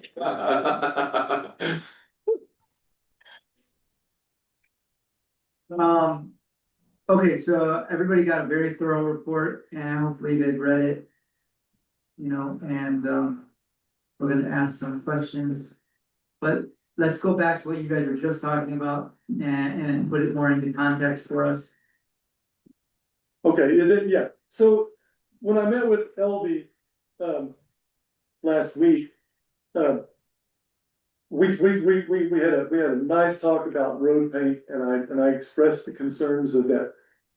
I found out, yes, that the county did do the road paint, and I just told Elvie, I said, Elvie, we have a lot more traffic than probably most of the county does, and we want something that's a little more durable. Would it be all right if I spec some type of compound? And I did, I found this, it's a two-part compound, or chemical compound, that I think would work really well. It lasts 7 to 10 years. So if we would only have to do this once or twice, I think it would be really nice. I don't think it's that much expensive. From what I hear, they were probably using something that was just, it's good for, like, you know, really low use, whereas we have really high use. Then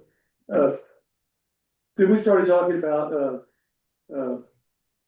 studies, and the attorney said that we probably need to do a study. And they have counters, and I've already arranged for the counters to be installed. And then after I arranged for it, I found out that we might already have a study. So I'm gonna dig through and see if I can find a study. If I can find a study that will satisfy the attorney's request, that would do a traffic study. And I've already spoken with Road and Bridge concerning stop sign placement, where we'll put it. He said, yeah, we're gonna have to bore a hole in one of the sidewalks, but the rest of them we can install really easily in the dirt with beds around. So if I can find that, we won't have to wait on it. If not, we can still move forward. Probably have the stop signs installed by, I would say, mid-July, give it 1 week study for the traffic, and then go forward with the stop sign. The way I talked about it, and the way our conversation went was that I said, I don't think the town has been asking for maintenance. And I will begin to ask for maintenance for the roads so that, because I mean, after reading the agreement and understanding the agreement, it's pretty vague, but I think, and I've already called about, issues outside of town. In fact, I called him back the same day I met him, and, there was a big pothole that carrying water out of the cemetery road. And I asked him to put that on his work, do a work, request to get that repaired. So that's why I was asking, trustee Roth if he had any issues. If you guys find something, even if they're not in the, town, I'm always talking with him and I can report these things and get something done. So going forward with the county, as far as this like renegotiation on the IGA, do you think, I mean, do you have any comments on how, because we asked for 5 years records, you know, to see. Well, okay, and so in our conversation, we did talk about, responsibilities in the IGA. And, the supervisor, said that yes, that he admitted that they're required to do a report to us about maintenance, and that has not been done. He says that will be rectified, so, he's agreed to really look at the agreement again. He knows that you guys are meeting on the 17th, and we will get together before the meeting that you guys have, and we'll get together after the meeting, and then we'll start to compare notes. But he did say that that has not been done, and that he will start to include a report to the town in regards to what maintenance has been done. Okay. Because that is part of the agreement. Yeah. So we did speak about that also. And, Okay. any questions? So we're gonna, let's see, oh yeah, so July 4th, they're asking for somebody to be available. As kind of a liaison between town and event coordinator. I don't know if we wanna ask Skip to do it, or if you wanna do it, if you do it, I would say maybe. If you could just like clock in when they need you or clock out when they don't, you know what I mean, instead of staying on all day. Or even Skip too, I mean, just having whoever it is. Okay, yeah, we can provide coverage, during the event, yeah. I mean, it's basically like if, you know, there's an electrical issue, like they have to, you know, or. What else would be, you know, Yeah, trash, they're not really responsible for trash. Didn't you help getting access to water and Yes. and the electricity? The same things from like the music festival. Yeah. So I would just ask, you know, obviously don't stay on all day because it costs the town money for you to just kind of be waiting around for a problem, but when you're working, clock in. okay, well, yeah, and that's Yeah. Nick Navarro, is that our event coordinator? Right. Well, I can coordinate with him and, yeah, we'll streamline that, we don't, you know, I think most of us wanna enjoy the festivities. Sure. So, Good. that'll be good. Okay. And then, we put on the agenda, at some point, I don't know when, we're gonna talk about it, oh yeah, an old business, the tree replacement and Kizen has some numbers and stuff. Do you wanna talk about it now? Yeah, so. You know, the trees, when we did out the street trees with the downtown redevelopment, we had people who. Donated money, basically it was like $500 a tree, and that included a little plaque that went with them, and. We have since lost some of the trees, and rather than go with the high dollar trees, I'm looking for some smaller ones. So we have lost. 1, 2, 3, 7. 4, 5 trees. I'm looking to replace 4 of them. And then the fifth one, I'm rethinking that situation. But what I would like to see happen is they have the aspens that are a little larger, they're come out to $143.99 each. They're not the great big ones, but they're a medium sized one. And I would like to put one of those in the circle, replace the one in the circle by the liquor store. And then replace only one of the 3 that died alongside Silver. And then use the other two and go with the smaller aspen, they're a multi, clump of aspens. Comes out to $47.99 each, and, to look at the, town hall park. And we had 2 years ago put a couple of aspens out, they were put a little too close to the water. And they didn't make it, but there's a couple of the places that come from by where the stream comes.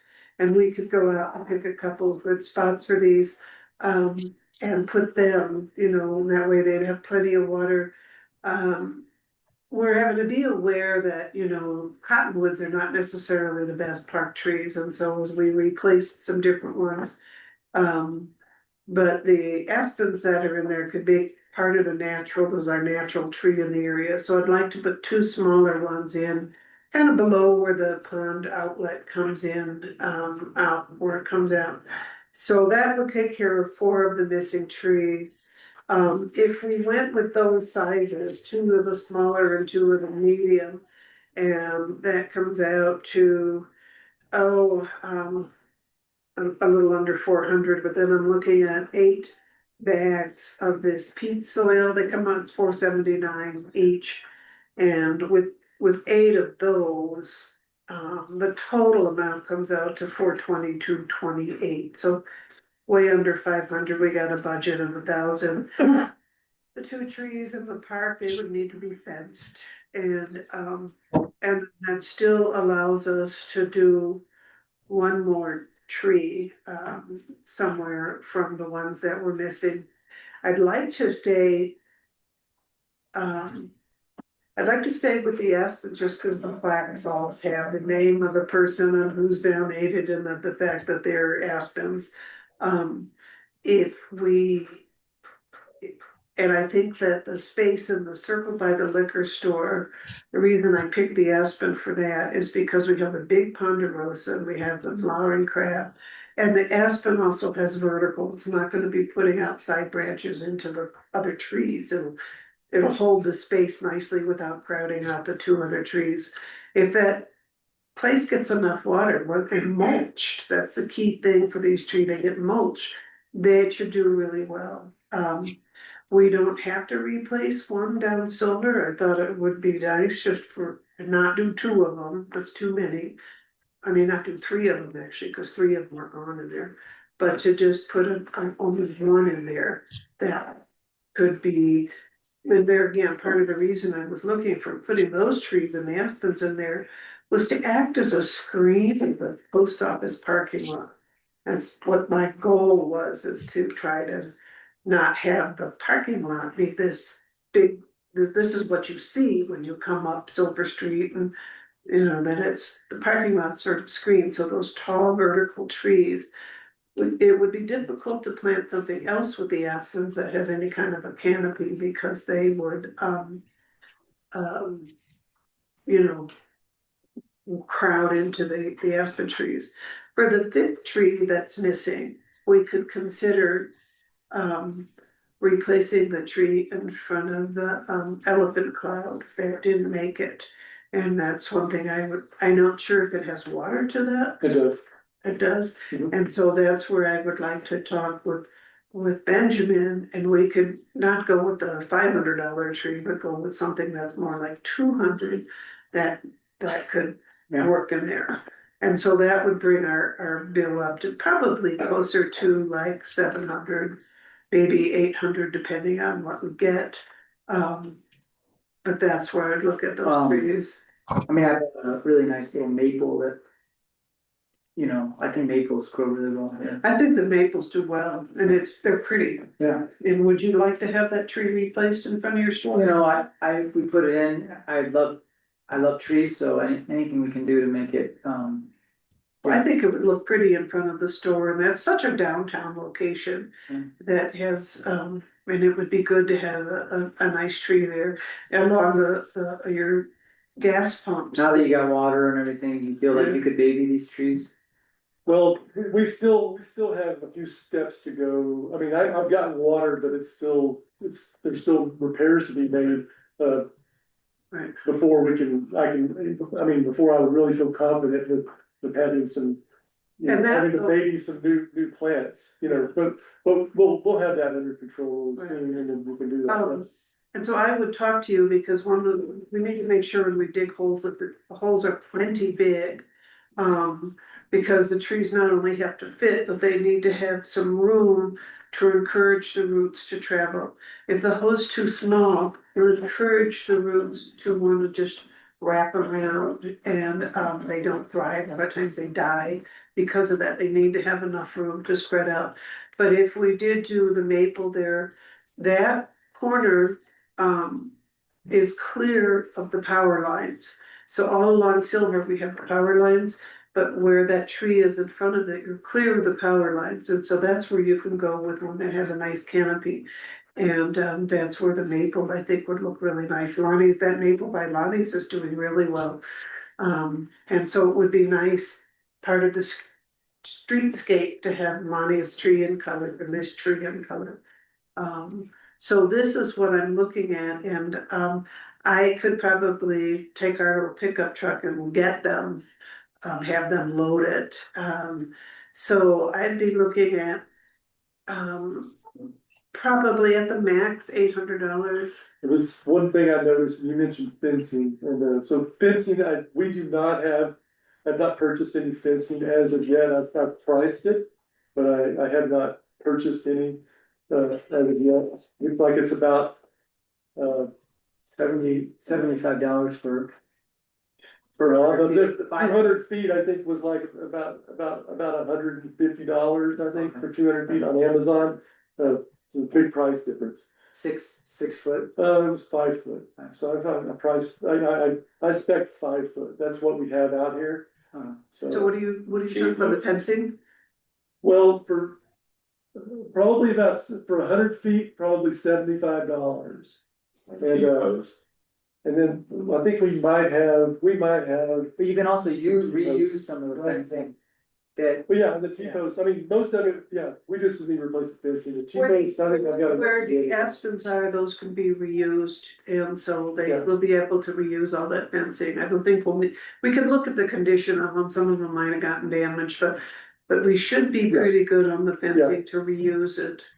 Well, if we expand it like we talked about earlier, then we would need to have some more fencing. Right, and that's true, we could take some of the fencing that we're currently using, they would work for the smaller aspens that we're getting in now, and then you could, on the existing trees, make them. Yeah, we can tie it in pretty nice. Yeah, that would be a good thing to do. Yeah. So what I'm looking at is, we have a budget of 1,000, I don't anticipate us needing all of that, but if we could go up to like a permission to do $800 for these trees. I could factor in that 75 on fencing. Want to make a motion for that?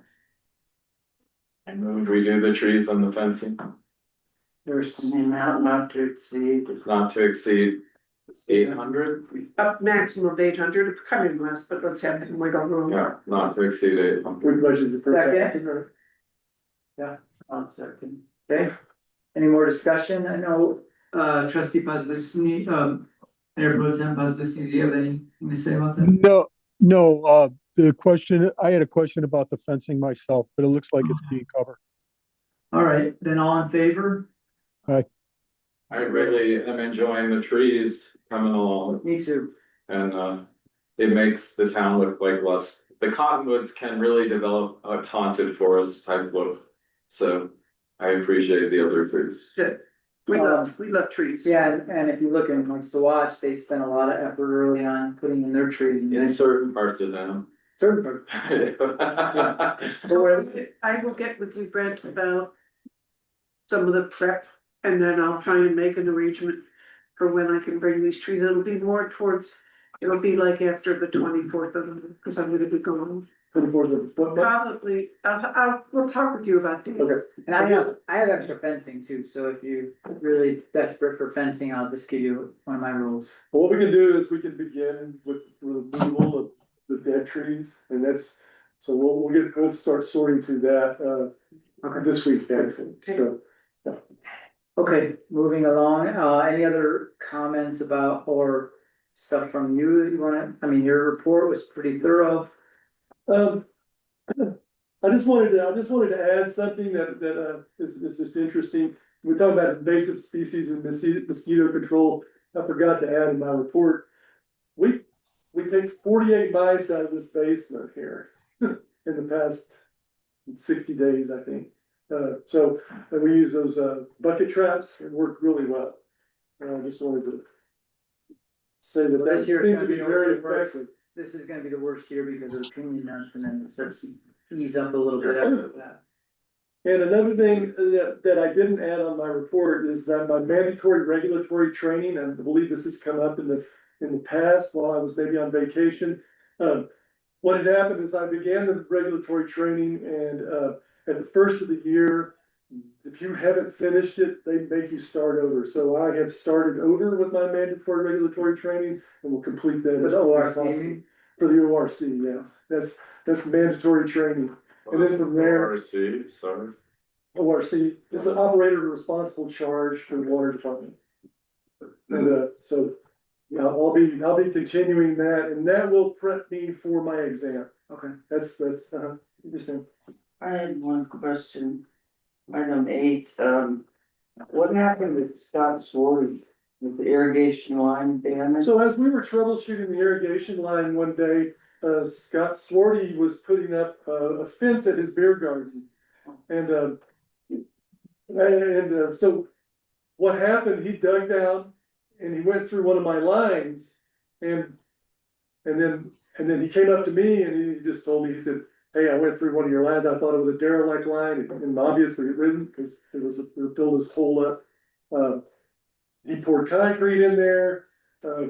Basically, I went in and I had to go and get tools and repair it. I repaired it. It would have been, I'm glad he told me about it, because it would have been a real tricky thing to be able to troubleshoot, considering it was covered in concrete where the actual break was. So thank goodness he did that, but it did take some time. It was just another thing, and so I wanted to ask the board if Yes. you guys want me to send a letter or to have the clerk request reimbursement. One page it said 285, the other page said 300. Well, that was just what we talked about in the public works meeting.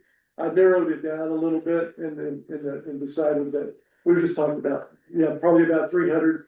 And my final report, I think 285 would be an appropriate amount to ask for my time traveling to Salida, the tools, the materials to repair that. Yeah. You guys agree with that?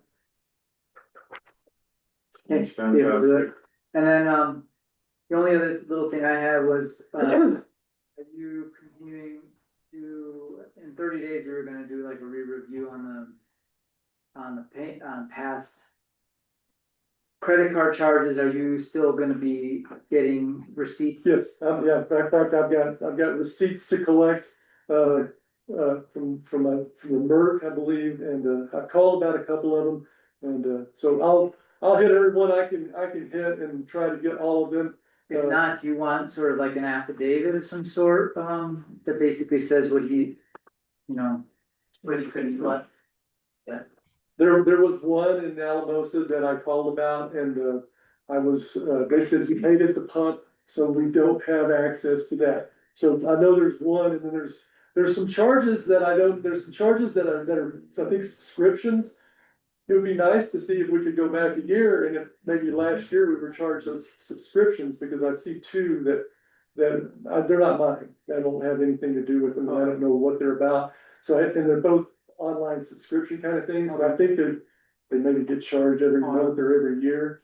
And, anyway, but I am looking at everything, and I'll get all the receipts that I can get. So I've been calling up and getting. And going forward, you're happy with the way that it's going? What's that? I said going forward, you're happy with the way that the new controls and everything? Absolutely, yes. The new controls are gonna clear up, yes, and they're working just fine. I mean, yeah, like. More inconvenience. Like the other day, well, I'll say the other day, I didn't, there was nobody in the office. We were working on Friday. We needed to fuel the tractor. So what we've done is we've decided if there's nobody there, then we can be reimbursement. So we can be reimbursed. So we're running through all the processes and kind of just seeing how they all work. As far as petty cash or credit card charges, make sure that all these processes work. But yeah, I think this is gonna be really nice. Okay, So, you're happy with the way it's going? yeah, yeah. Good. Well, thanks guys for adjusting that, because it's much. Gives us a little more consumer confidence. Yeah. Gives me more confidence to. Are there any other questions? So there was one point when I was, I keep getting these calls from Wade, who's a board member at San Luis Valley REC. Wade. He's constantly trying to remind me to link up with the, what is his name? He's see if I can find it. Lockhart, I believe is his name. He's a rep with the. Yeah, but Wade Lockhart, let me just see. Wait, yeah, I recognize the name. But twice he's tried to get me to connect with this guy. Is it?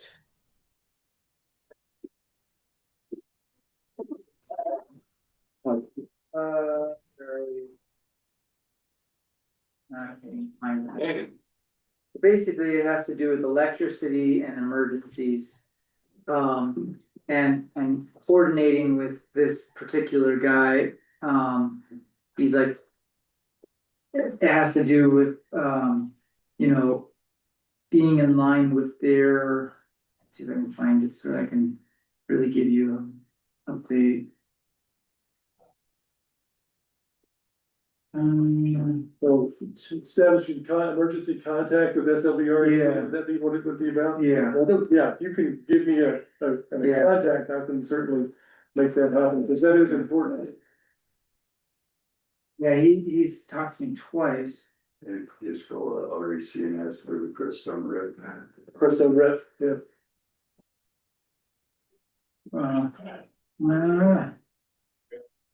Well, I'll just say in addition to that, I did speak with the SLBREC, and as we were reviewing the bills, it was, what I did is I called up SLBREC and got all of our accounts consolidated into two bills. Oh, nice. Okay, so it says, highway checking in on wildfire mitigation. Oh, well, we're heading into dry season. Keep trying to arrange it with Sean McGibbon, SEAN McKibbon. His number 719-849-8841. I've tried to get a hold of him a few times. He's a little difficult to get it. But he's like, it has to do with like if there was a wildfire, something, you know. Well, yeah, Yeah, anytime we walk, I mean, anytime we have an emergency, yeah, power has to, a lot of times power had to be turned off. So I say you should talk to him, because Alright, me talking to him has not worked. it's not, yeah, I can contact him. Okay, all right, it looks like we're needing a break. Are you done pretty much? You feel? Yeah, I mean, I think you're, yeah. Do we ever need no camping signs, or do we need to have the code enforcement? That was a code enforcement. We might have some no camping signs. Oh, yeah. Brand new. Yeah, I mean, yeah, do we wanna put up some no camping signs? Do we wanna I talk? think it's a good idea. Placement out there at the cemetery where they might have moved that camper, is what he said. But the state says we have to put a no camping. So one no camping sign maybe at the cemetery gate, and then. I mean, I think we should have them around town too, because Yeah. people are definitely camping. All the parks. Well, do we wanna, so that's something that the board wants to make a decision on on the placement of those signs? So they are. Yeah, I think you figure it out. I would say, depending Should on I how put many it, you have. should I install the signs at my discretion? Is that, Yeah. and maybe just talk with some board members? I know people, I don't know why, but people tend to park right in front of like a blue credit union, like on the side there in camp. So maybe some in town and one out at the cemetery? Yeah. And one at the end of the road past Living Wisdom. Oh, yeah, down there, that's a big camping spot. And depending No on idea this what month, Yeah, they might like to get educated on. depending on this month, it'd be nice to, eventually we should see how much rain we get. We'll make a new resolution to take the fire ban off again and Yeah. take the signs down, but right now we can't do that until we have it. Yeah, we need a resolution to do that. Yellow fever. Currently preparing, I don't have one written today. That's fine. I would say let's see what happens in, this next month and then come into July. With the resolution. We'll see. I mean, if it dries up, then we might wanna keep it on. Right. You could just start getting one ready and then we can always fill it in when we wanna take it off. And then we can take down those signs. Or, okay. Any more for Brett? I actually do. Okay. He had, from the Living Wisdom Project emailed me just 2 hours ago. Saying that Brand had visited the site and informed Adam that a grease trap needs to be installed in the community center. They're wondering why a grease trap needs to be installed there, as they believe just commercial structures need to have grease traps. Would you wanna work on crafting a response together? Sure, yeah, I think, yeah, I believe, but I think that is a commercial kitchen, from what I understand. So, but is it a commercial kitchen if it's not in the commercial zone? It's gonna have a commercial water meter, I know that. So that's how I look at my, when I'm determining something like that, that's how I determine. So if as far as the water system, if something's commercial or not. I wonder how many people it's servicing. I really don't. 21,000. 21 houses, 20 houses. 20 houses, yeah. Yeah, Which could be 30 people. it's an incredible amount of volume, it sounds like. Yeah. Yes, and it had, like I said, it has a commercial meter pit. I've already bought the. I hear what you're saying, but also what she's arguing is it's not commercial zone, so There that's might- something. Yeah, but they're not going by zoning anyway. Might look into as, Sure, that might be an Absolutely. issue. okay. Is because when we say commercial, we're talking about this strip here of commercial land. I would say from the point of view of the water and the point of view of the sewer, it is considered commercial, but you guys can work out. Yeah, Of that's, course you can argue. And it sounds like a pretty interesting gray area to discuss. Well, they're already overriding our zoning anyways. well, Brett will be here on Thursday and he and I will be addressing, several of these Okay. issues like that and then just nailing it down and So getting. figure out how you could respond to her and. Absolutely, yeah, I'll send it Okay. over. So getting them to comply I'll with give you, that. I'll give you, I can give you. Figuring out more stuff would be great. Well, obviously, this is a long report because he's kind of going back and talking about stuff in the past, but on the next report, the thoroughness is This- great. This'll, yeah, I mean, yeah, I got the word and having more thorough report, seems to be what the board is requesting, and so in that case, yes, these reports will be much more thorough in the Good. future. Well, it invokes questions and invokes, like a whole series of communication, and that's kind of what we're looking for. And I would, and having the board input and direction is super important to me, because that signifies unity, and that's what I want that to happen. Good. So that's one, yeah, so I have no qualms about, detailed report. Okay, Absolutely, I'm all for it. and then next month, we're planning on doing Skip's evaluation, is that correct? So So, I'll be right around the Okay. board. so your input is important on that as well. And there are some things on this report that I didn't list, we did, I tackled Hippie Hill the other day. And got it graded down, it was, yeah, it's pretty rough. But, I don't think anybody's touched it since I've been here 10 years, I don't know if anybody's ever touched it, What but. do you mean touched it? The roads, Uh-huh. grading the roads and getting them filled in and Tim letting. Homer that goes out, or he was going out in the past few years. I know we hired snow removal one time and it destroyed the road. Well, it's gonna require some more, but it's a little, the ruts are smoothed out and we're gonna have to get some. Just so, we're gonna need some gravel at some point up there to fill in. Also over by Kizens in your house, we're, down at the end of the road. I worked that over really hard too. We're gonna need a whole load of gravel there, but, and the neighbors were super appreciative of the effort. But we got a lot of work. That meeting with the Swash County and regarding our HUD funds and stuff, we could also get some reclaiming some of that gravel. Mhm. Cause if it snows, the water just stays right there on the road instead of going into the bar ditches, because the bar ditches have been plowed so full, there's gravel. There's gravel. And it's expensive gravel, and the county is the only one with equipment that could Well, the reclaim. problem is that our HUF funds really only go towards the paved roads that we, that's what it's supposed to be. Well, there's a lot of gravel on the sides of the roads, that's what I was using, and then I have some myself, but just taking the gravel that's been pushed to the sides and pulling it back, that's what I was doing. All along there, so, and I was like, wow, I was telling Skip, I said, we have quite a bit, I said, I haven't even had to put any material down here, I've just been dragging it from here to You take there. a backhoe and actually like, But if we had that, that would be super, that's what Dennis has been talking about, is getting something to reclaim those ditches with. And there's a lot of material there that has been put into the. I maybe volunteer some of my time to go out there with you at some point if we lined up.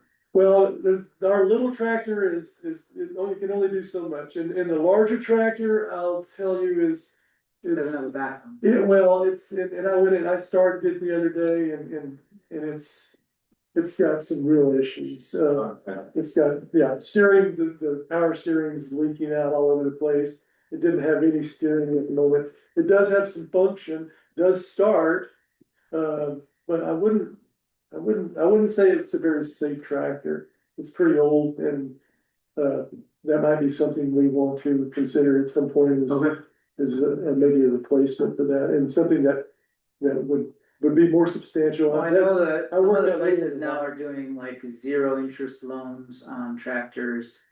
It could be like a few $100 a month. Yeah. If we take a loan, they're, out. And it would be something that would totally get utilized, I mean, yeah. And I'm working with them now, and eventually I'll be training Skip on how to do some of these things, so. Well, for 2026, if you wanna do some research, Yeah. on tractors. And a backhoe would be really sweet, I that would be agree. something that it's about the size that you have would be appropriate, and then. That's a good size for town. Yeah, and I think it's important for us to be able to have the equipment that we need to do the work that we need to do, and, some point when you have time, I'd like to just do a little bit of a ride around, again in our neighborhood, because there again, when a lot of those roads were put in, there was a lot of work that was done with backhoes to make those borrow ditches. They weren't there to begin with, and so we spent a lot of money paying to have those made and culverts put in. And a lot of those places now, the culverts are blocked, the water doesn't go down the ditch, it just goes down the middle of the road, and if there's the last couple of rains, you could really see where they're going, and so if we get some options for looking at upgrading. I would just look and also look for like quick disconnect and stuff so that you can have a series of tools and maybe even accumulate tools over a couple of years. Yes, and that would be, something that's versatile that we can use. I know they make backhoes that have different, like more angled scoopers, so that like, you're scooping sideways as opposed to scooping straight And up. we can rehab our own streets and ditches as we need. And just so you know, Skip is working on, he is going through the culverts now. And he's clearing culverts as we speak, he's already gotten 4 of them done. Because as we're looking at our flood, and I don't know there again, if there's any flood control money, but, this is one of the things that any kind of flood control grant money or whatever that is coming along can be used exactly for that, as like working culverts, working flood ditches to channel the money. And so I don't know if there's money available, but these are just the sort of things that kind of can go for it. Well, the other thing is, I don't, like, if we had a 0 interest loan, I don't know if there's something we have to go through, like some kind of resolution or something that, For equipment, yeah.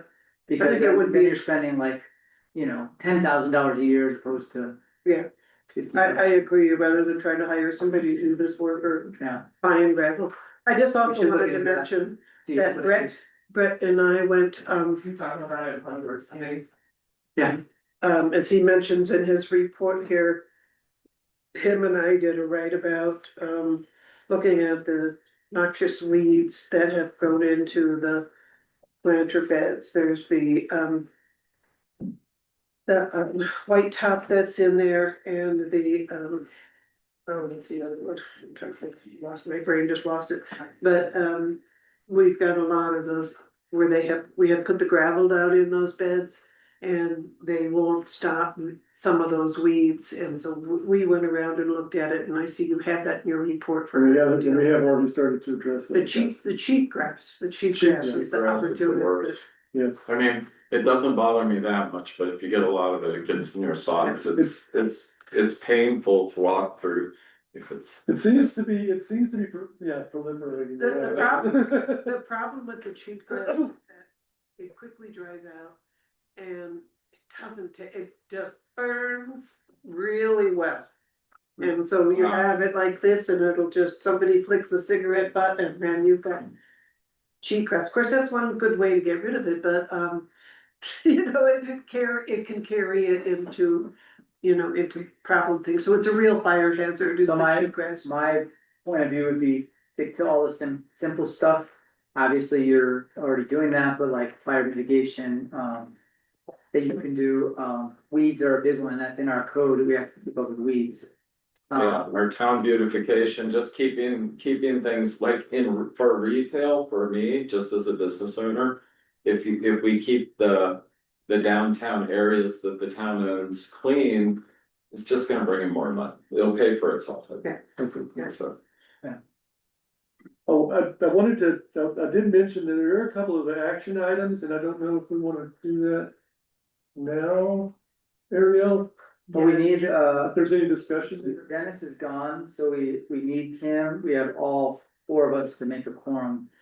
There's just I see two, I thought I had a third one. What is but it? I'm looking for it. But one of them is the authorized irrigation system backflow repairs, and the other one is the authorized John Deere tractor repairs. And there was another one, I don't see it on the agenda. But I'm pretty sure there was three of them. So does anyone wanna make a motion for those repairs? Appreciate him coming. These are both under 500, I don't think there'll be more than that. There are three on there, there's authorized reimbursement from Scott's. Oh yeah, authorize the reimbursement, yeah, I'd like to maybe have the board perhaps. Vote on those things Okay. and take an action on them. I'm again a little unclear on if there are three repairs, 2 repairs and 1 two authorization. repairs in total, $500, or 2 repairs each. I'll just go over the repairs real quick, Yeah. okay, so, Okay. so, Yeah, that's the thing, I would like to take a quick break because everybody's getting anxious. Should we do that first and then come back? It's up to you. Or can you be really quick? Cause we're getting all. yeah, I don't think this And then you're is, getting close to your lunchtime. these are not, this won't take, but yeah, I can surmise this really quickly. Okay. So basically, the upper irrigation was shut down by the state because of backflow issues last year. I have it in a mode where I'm troubleshooting, it's not fully functional, it needs to be repaired. I spoke with, Mark Potter about some ideas, I need to get a plumber out. And what we're gonna do is instead of installing a backflow, I'm gonna install a spigot and attach a backflow to it. I've spoken with Brett about this, and he's in agreement that this is a very cheap way of fixing things, and then I'll manually hook it up in the season, and then I'll disconnect it. So how much is your, Well, yeah, probably less than 500, these are Okay, both so- less than 500. somebody make a motion for that?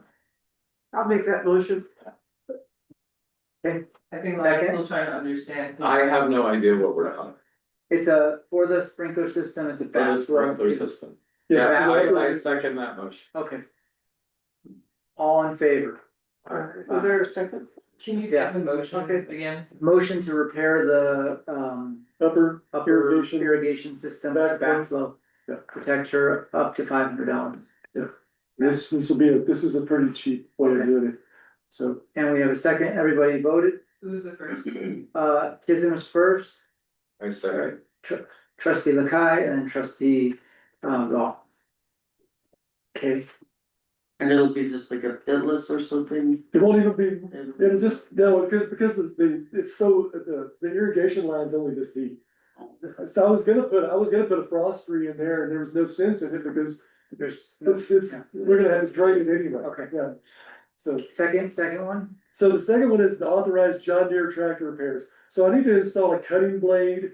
The cutting blade's worn out on the John Deere front end loader. Right. And the scarifiers in their mounting brackets have I been. thought we weren't gonna do the scare fires. Well, that's part of the box blade. There will be times when I'm gonna need to use them. Yeah, I don't use them on the road, but there will be times when we need to use them. Scarifiers, I think I priced them at $130. Okay. They're not very. Let's do 500 again. So I think we can get it all done for about 500, yeah, less than 500. So I move that we replace the cutting blade and the scarifier up to $500. Second. That's second. Okay. All in favor? I, Okay. And then the last one is to ask Scott Sporty for reimbursement. He wants a motion for that, I move that we correct? ask Scott Sorty for reimbursement for where he broke our pipe. For a second? Yeah, 300, 285. to send a letter to that effect. So, am I sending the letter and an invoice, or am I just sending an invoice? I can, yeah. That's a good question. I would do a short letter and invoice. Yeah. Second? Did I make a motion? Second? Motion, she seconded that. No second yet. Okay, I'll second. Okay, all in favor? Aye. Thank you. Good. All right, let's take a 5-minute break. When is the lunch break? 12:30? 12:30, so. Oh, I probably should have done it before I always. happy birthday. Happy birthday. Today is also my daughter's birthday. Oh, interesting. And you had a birthday a couple days ago, didn't you? Her Your birthday? Nikki is 51 today. You had a birthday? I had a birthday, yeah, last week. Happy birthday. Yeah, Too. thank you. All right, we're taking. I was also 15. Oh, yeah, just so you guys know, Friday, Lakewood Police called me and said they recovered my truck. It's drivable. The time is 1:07 and we're coming back in session. We have a quorum, including Dennis. Dennis, you are necessary for our quorum, so you know. Here. Yep, so. Moving along, we did, we're gonna go to the code enforcement, code compliance report for June. In our packet.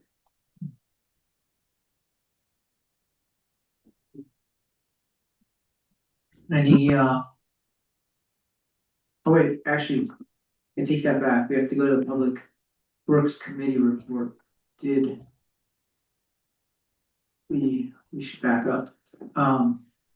Is there any questions or anything about that Public Works Committee report? Anything that we need from the board? That?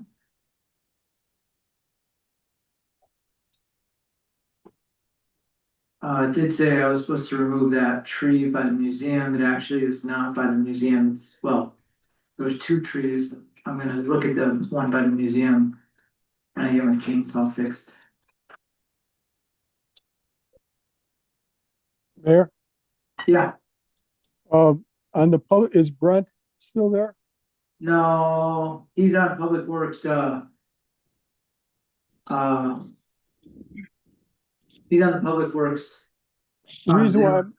the reason why I'm asking is, unless I misunderstood, he seemed a little bit apprehensive about changing anything with the, IGA with Swatch County. Right. Which is, if I remember correctly, a little bit contrary or different from what some of the earlier conversations we had were. And I just was maybe looking for some clarification or for someone to say, yeah, that's true or whatever. I don't We know. think he's finally starting to get the report, the attention that he needs. From them, I think, we should kind of like go there more dealing with the financial aspect as opposed to the actual contract. And I'm thinking, looking at maybe a way to, if they can't come up with the records and then they haven't done the work, then maybe they owe us some credit. So we can maybe try to negotiate for some credit. Okay, all right, I mean, cause I don't know. I mean, if they're doing all the work that they're supposed to do and they're keeping good records and everything, I think, that's the basics of the contract. Plus, we're not giving them all our money, we're giving them a percentage of the Right. money. yeah. And my intent, and I think I've said it was never really to break off, and this is Public Works, break off complete contact or need or cooperation, however we want to put it, with the county. Um, is just to find something different. And I think the direction you're taking it is correct. Yeah, Okay. financially. Yeah, All right. And obviously, we'll probably come back with some information, so, it's kind of like a information gathering as well. right. Anything else you guys see on the Public Works Committee report? Everything kind of correlates with the Public Works um, main report.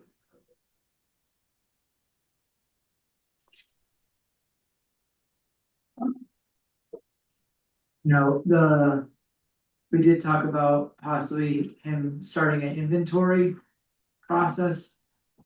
He didn't put that so much in his report, but if we could direct, especially if we're gonna be getting new equipment. We'll be going through and doing a good inventory would be a smart move.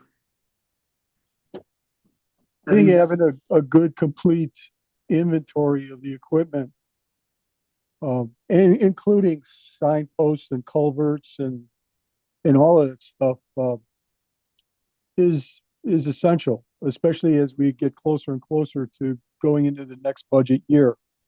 Right. And also the condition of all that stuff. So anything that we can do to expedite that list from Brent would be great. So yeah, will you bring that up with him? He is not listening right now. All right, let's move on then to code of compliance report. He's pretty good at logging, so he kind of logged his daily, what he does, and looks like he's pretty busy. Slightly wonder if I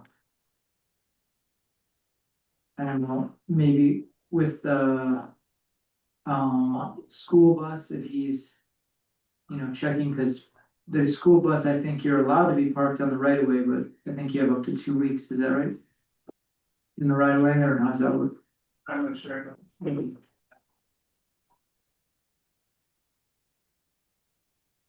So, I would just remind him to keep referring back to the code, keeping everything simple, trying to save some time for slightly emergency type things.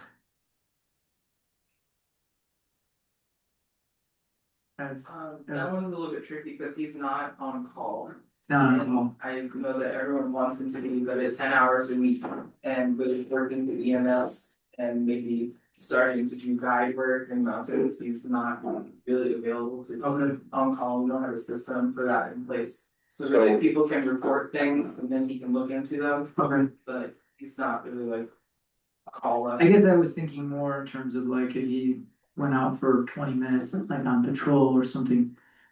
He has to do a little bit of that at like the Saturday market, Mhm. making sure the noise isn't terrible. He did that at the Crestone Music Festival event as well, Right. so. And then doing kind of like a drive around to see what's going on. I know with those buses, he's talked to Trustee Oglesby about them and I think he's written something to them as well. And so then now he would be looking at a ticket. If it wasn't resolved. There's also that, camper, it's on carbon it's been there for like 4 years. Or more, Yeah.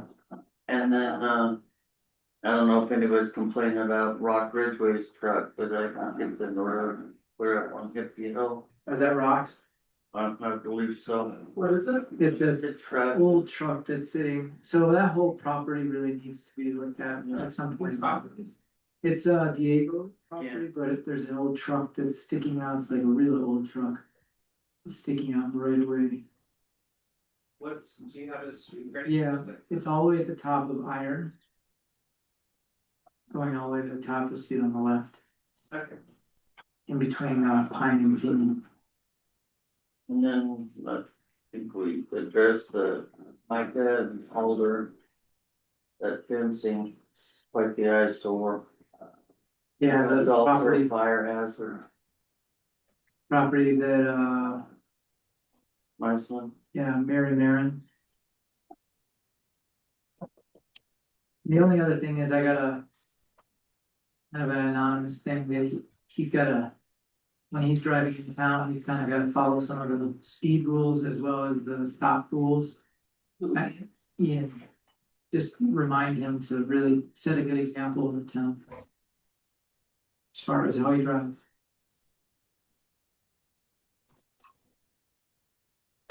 A couple of things I wanted to add, I meant to say them in my report earlier, but they fit in well here. Is that I, Ian got some intel that a new business was opening up where T Road used to be on 120 Silver Avenue. We were both told that they were going to be having a soft open on Sunday. And they are selling liquor in there without a liquor license. And essentially having people do BYOB, but then asking for a corkage fee. And so we've been looking into that because it's, as far as I know, it's highly illegal. You need to have a liquor license to even do BYOB. They also do not have a business license with the town of Crestone. And that's punishable by $1,000 a day fine, that you're open without that license. And up to 90 days in jail. So I did send them a letter last week, that will probably be delivered today. Just kind of reminding them that as a new business, there's things that they need to do, such as business licensing, alcohol or liquor licensing. That they need to have it inspected and maintain logs that can be reviewed by the town administrator and public works director.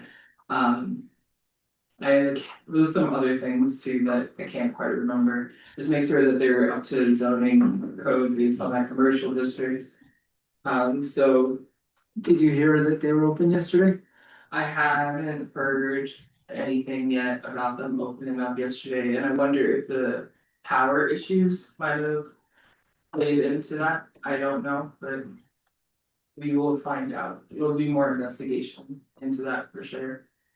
And then also, getting reports that the Bliss is not, how do I put this, is not maintaining their liquor license correctly. They don't have signs up to show where alcohol can and cannot be. And I myself, as well as other people who reported to me, have seen people drinking in the park, taking their drinks from inside and then going to Pearl Park, which is not zoned for their liquor license at all. So I'm gonna be sending out a letter to them, or Ian will, just reminding them to kind of like tighten up. So if you give them a warning, then does that correlate to possibly a non-renewal if they keep doing it? I'm going to keep track of everything and put it in their file, and then when it comes time for renewal, that will be presented to you guys, so that's something for you to decide as the liquor licensing authority. If you want to renew for them or not, and if they're like actively and appropriately maintained. Are you, in the letter, are you you'll state that? Yeah, that this could interfere with their renewal. Yeah, absolutely. So what was the first place that is having a problem? T-Road? Alice, Oh. Pretty obvious. they're gonna do an Italian restaurant. Yeah. No business license, no liquor license. And I did hear about that all the time. Anything the board would like to state regarding code enforcement, code compliance? Sounds like a problem. I'm still feeling new at this again, so, That's good, you're gathering information. yeah, I'm not ready to make statements. Yes, Mayor Pro Tem. Mayor, I'm concerned about the T Road. You, uh, Ariel, you were saying that you suspected or someone suspected that they were open and they were selling without any consideration to town, no liquor license, no business license. Yes, it started with me suspecting, because I drove by there on Thursday night and there was people milling about the parking lot and in the doorways and the lights were on and people were inside. I mean, there was a lot of people over there. And so I wondered if they were open, and then over the next few days, I got reports from multiple people that they were open. And that they were doing this kind of corkage fee scenario with their liquor license to try and kind of circumvent getting the liquor license. So I sent people to do recon. I haven't heard from them yet. I don't have a report on that recon yet, but we did, Ian did call the Washoe County Sheriffs and let them know that this was happening and they didn't have those licenses. So they said that they would monitor it as well. And then, I believe They we also. say, did the sheriff's office say how they were going to monitor it? Were they going to No. send It was someone really, there? they didn't give any detail about how they were gonna monitor it.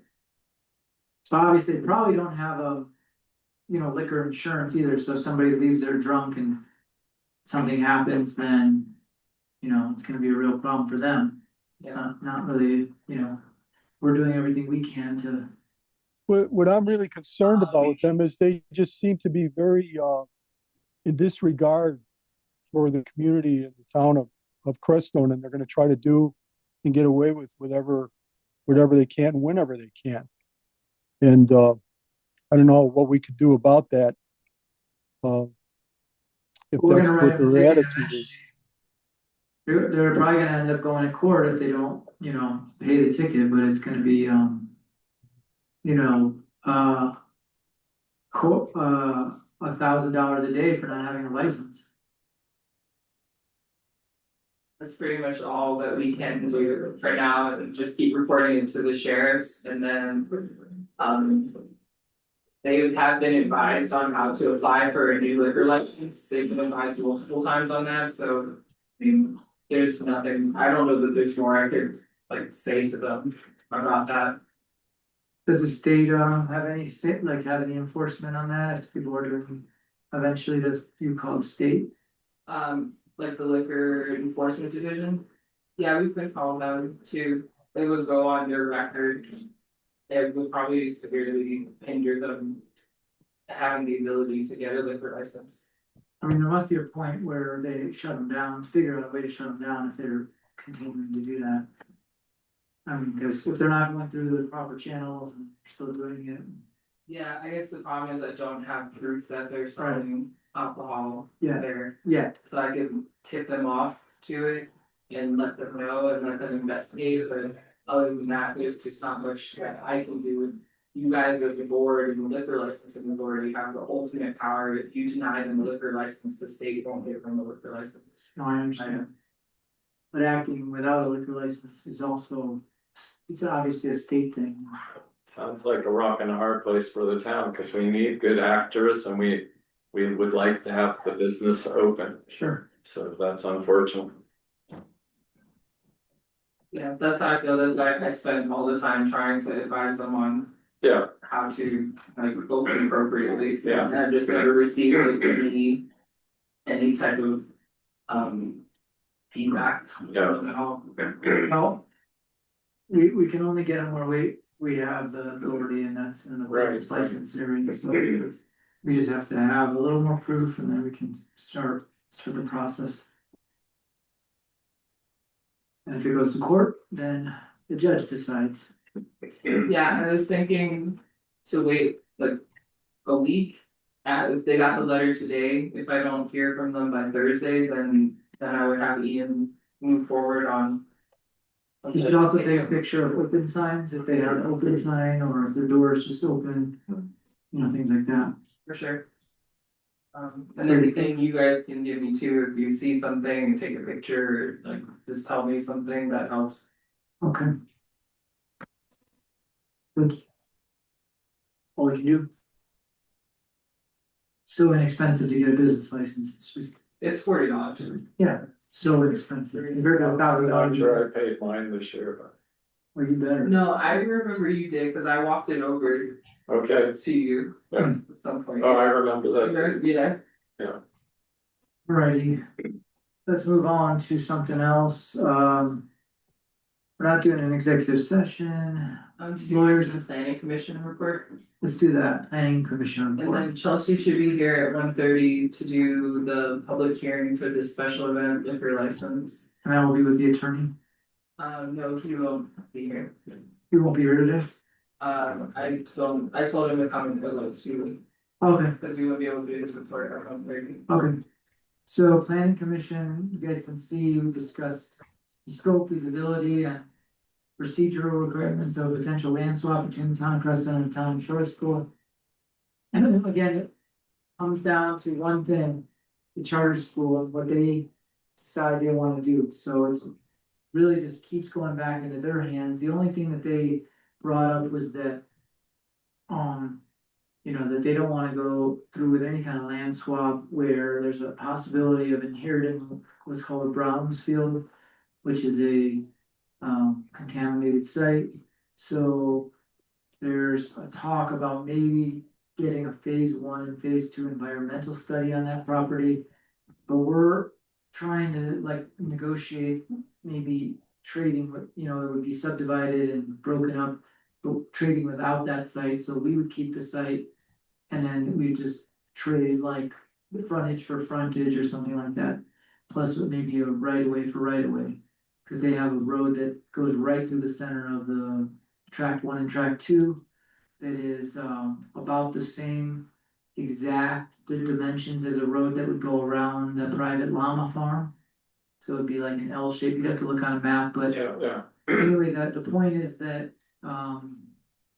the point is that it's kind of in their court, and they would possibly, they're talking to a real estate attorney about the best way to do this, so. You know, we're just kind of waiting until they really present us with something factual and really, you know, what they want. So, you know, they can't even subdivide with the county right now because of the moratorium. And then if they do subdivide with the county, then they leave part of that property in county, and then they're, you know, probably gonna have to annex it in anyway. So to me, it was like, why don't you consider subdividing in, or annexing into the town and then subdividing through the town as opposed to county. So it's just different directions you could go. Right. So Don't wanna inherit a big debt. Why would they, what would they be subdividing for? What would they be subdividing for?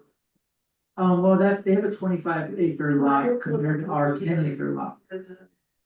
Oh, So basically, there has to be some kind of subdividing, but didn't do any kind of land swap. right, So okay, they really think that they could benefit from having track 1, especially down as much as they can down to the easement, which is. She's a real cool person. Sort of college and then the new safe Say across the school, but it might get cut off at a certain point where the landfill starts. What were you saying, sorry? I just don't want to get sound of like environmental studies. Right. Tax studies and feasibility studies, because by the end of the day, you're broke Don't ask for and the deal's still. Well, that was the thing, where they were gonna pay for it, and then we would have some kind of IGA that states You know, a good location. if they pay for it, that we would, you know, evaluate the land and see how much land it would take to subtract And you'd like her, she'd like you. all that money spent off. I guess I don't understand the full, She grew up in Crestone. conversation of Crestone really the well. environmental study, I mean, I heard there's a dump, an old dump there, but. Yeah, so in order to really get it so that it's like signed Like all off, the, they left. so that it's not a Browns field anymore. The Browns field is what, creates like a, you know, you can't build, can't get grants, you can't do things without through Brownsfield. So they're talking about if they want to trade that land, that they would consider getting phase one and phase two environmental study. Yeah. Phase one triggers phase two, if you don't need phase two, it would be because of phase one. So, and they're expensive, they can be up to, you know, cost between those two, Just 15 the grand. steady, not to mention. Yeah. Right, so the cleanup, my guess is that it's probably gonna have like a certain level of contamination, but not to the point where it's, you know. When was it last in use? Ooh, it's about 91. Yeah. Dennis, did you have something you wanna say, sorry? No, I'm just I'm using my one electronics on the agenda and the other for you. I'm just, Okay, so, People were really dumping some nasty stuff in the sixties, so. they were, who knows, yeah, what they find, but. Batteries, refrigerators. That's why I think what it's coming down to is that they would have it sectioned off. Yeah. And then it would be like a smaller trade. Yes, okay. We're talking about the planning commission report. Thomas Clary came in and gave us a update on this land swap thing. Basically, it's it's in the hands of them, and they've talked to an attorney, but they wanted to know if the town, and they'll come here and ask us if we would be willing to look at either two things. One, cutting out the dump area out of the trade. So it would be like, we would do a smaller trade with them and then keep the dump area per se, and then we could figure out what we want to do with it, like a Mount Trashmore type thing. We wanna create like a sled hill, was my idea, over it. Something interesting, you know, that could be used to our advantage. So that's one option. Second option is, for them to go through like an environmental study, which is phase one and phase two. And that would give them more information, and then offsetting the cost of half of that by possibly taking like less, we would take less land. You know, depending on the cost of land. That area where the old dump is, you know, Kim could speak to this. You know, when the Baca came in, they were using the landfill over by the POA. That old dump was so long ago that it was used, and it way before there was gonna be like plastics and toxic things, and a population in Crestone of like maybe 40 people. So it's not like it was, I mean, it was a real small. I totally agree, it's just a lot, that's their concern, they have no basis for that at all, besides what we tell them, and they don't trust what we're telling them, you know? Yeah, cause I mean, it was when was the last time that landfill was used? Well, the nice thing is that the phase one is really kind of like the initiator of phase two, so if phase one is like, there's nothing to worry about, then we wouldn't even go into phase two. I think it's worth it. Gone over a nice little mountain and call it Trash Mountain, because they have one of those back east. I know, they have And a lot it's of. beautiful, And, but I don't want somebody to get sick and suing the town 20 years from now. You know, they used to dump their trash out here by the cemetery too. That didn't make it right. so, But, Oh, heck, on my property in the hard rain, the cans and bottles wash over. yeah, You know, every ravine in town have it. I'm just saying that there's a lot of like big fear over a landfill. Back when it was glass and bottles and there 50 were still people. freon and batteries, so. Well, that's the thing to worry about. What I do wanna see though, and that is a concern of mine, is that. For this work to the town has to make sure it has land that is accessible and useful for the town. You know, and to where we really have, that it's usable for the town. And if we're looking at a lot of community service sort of things, it really has to have good access both in and out and around, and I feel like we really have to look out for the interests of the towns on that property. And I'd like to see things like for Library and that happen, but I also realize that, my own feeling, like with big community centers and stuff, it'd be better off out along the T road where it's flat and there's room for buildings, there's room for parking. There's not the fire danger. I think that land does not lend itself to any sort of big kind of anything. Because it's covered with trees and monsters, you know. Well, we just, I think that the contiguation of the land is really what the charter school wants. They obviously don't want a road right through their property that's already, basically, Yeah, I can understand that. I've been doing some, Sorry to interrupt, it's just our public hearing Yeah. that was noticed for 1:30. Also, our lawyer is on, and I believe trustee Marinakis has joined us as well. Hi, trustee Maninakis. Yeah. so Hi, Seth. could we revisit this a little after the hearing or? Yeah, let's come back to it. Sorry, I was gonna say that. All right, so Seth, are you gonna lead a public hearing or do you want me to? Is this the hearing for the special Yeah. liquor license? Yeah. I have to admit, Mayor, I did not prepare for that. I did read over that. I can lead that meeting though, if you would like. Okay, I can lead it. I'm practicing leading, public hearing. Online. I will open our script also on my end. Okay. So.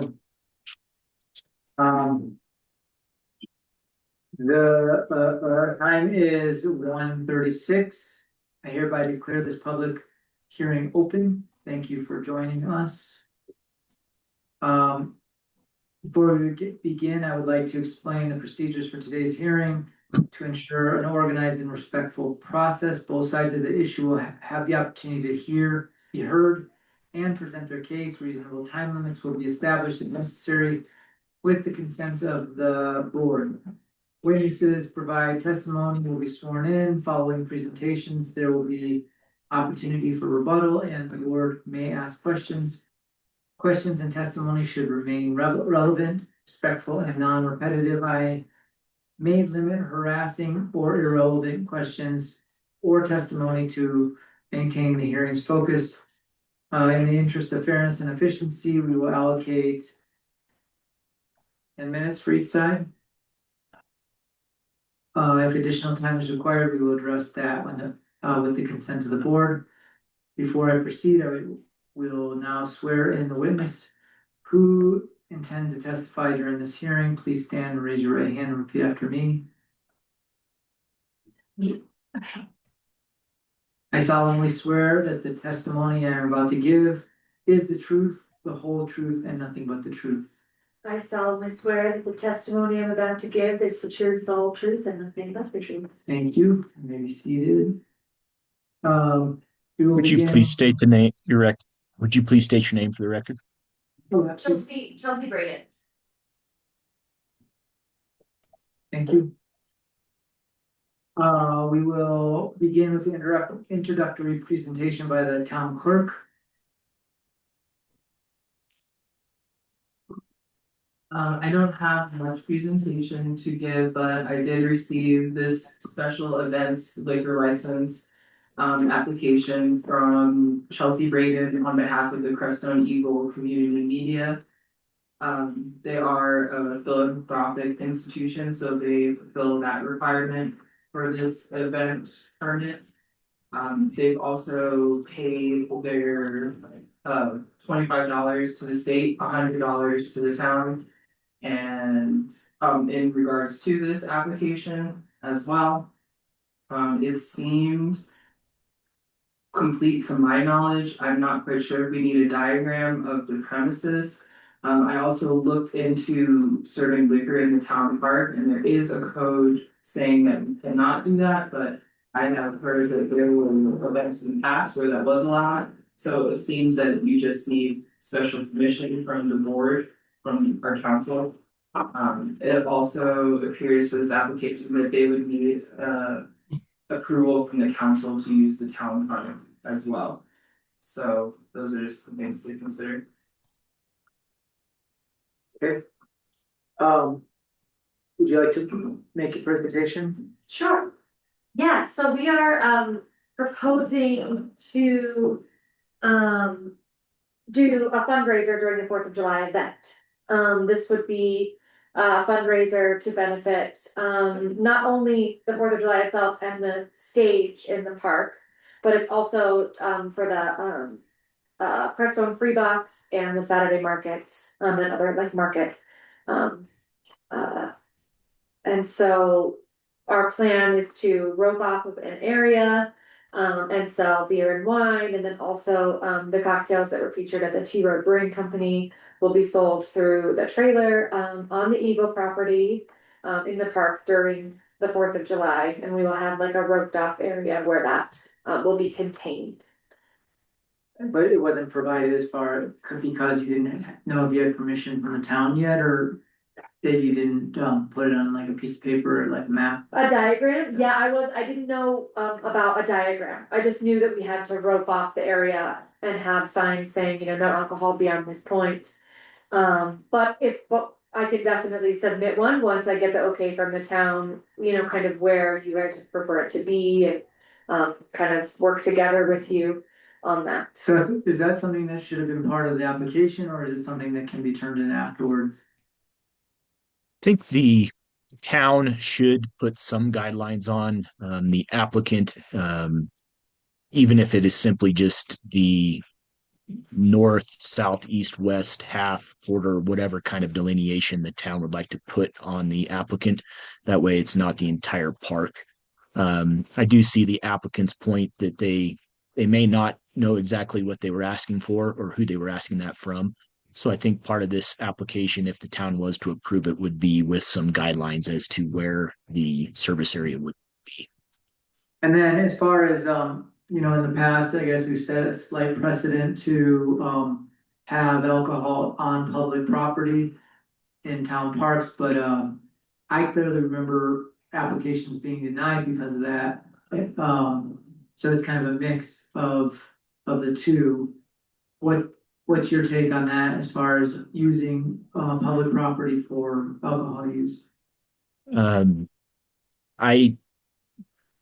It is a precedent that the town may have said in the past. If the town would like to clean that up, I would probably ask the board to discuss either amending their town code to allow or completely disallow alcohol in a public setting within the town.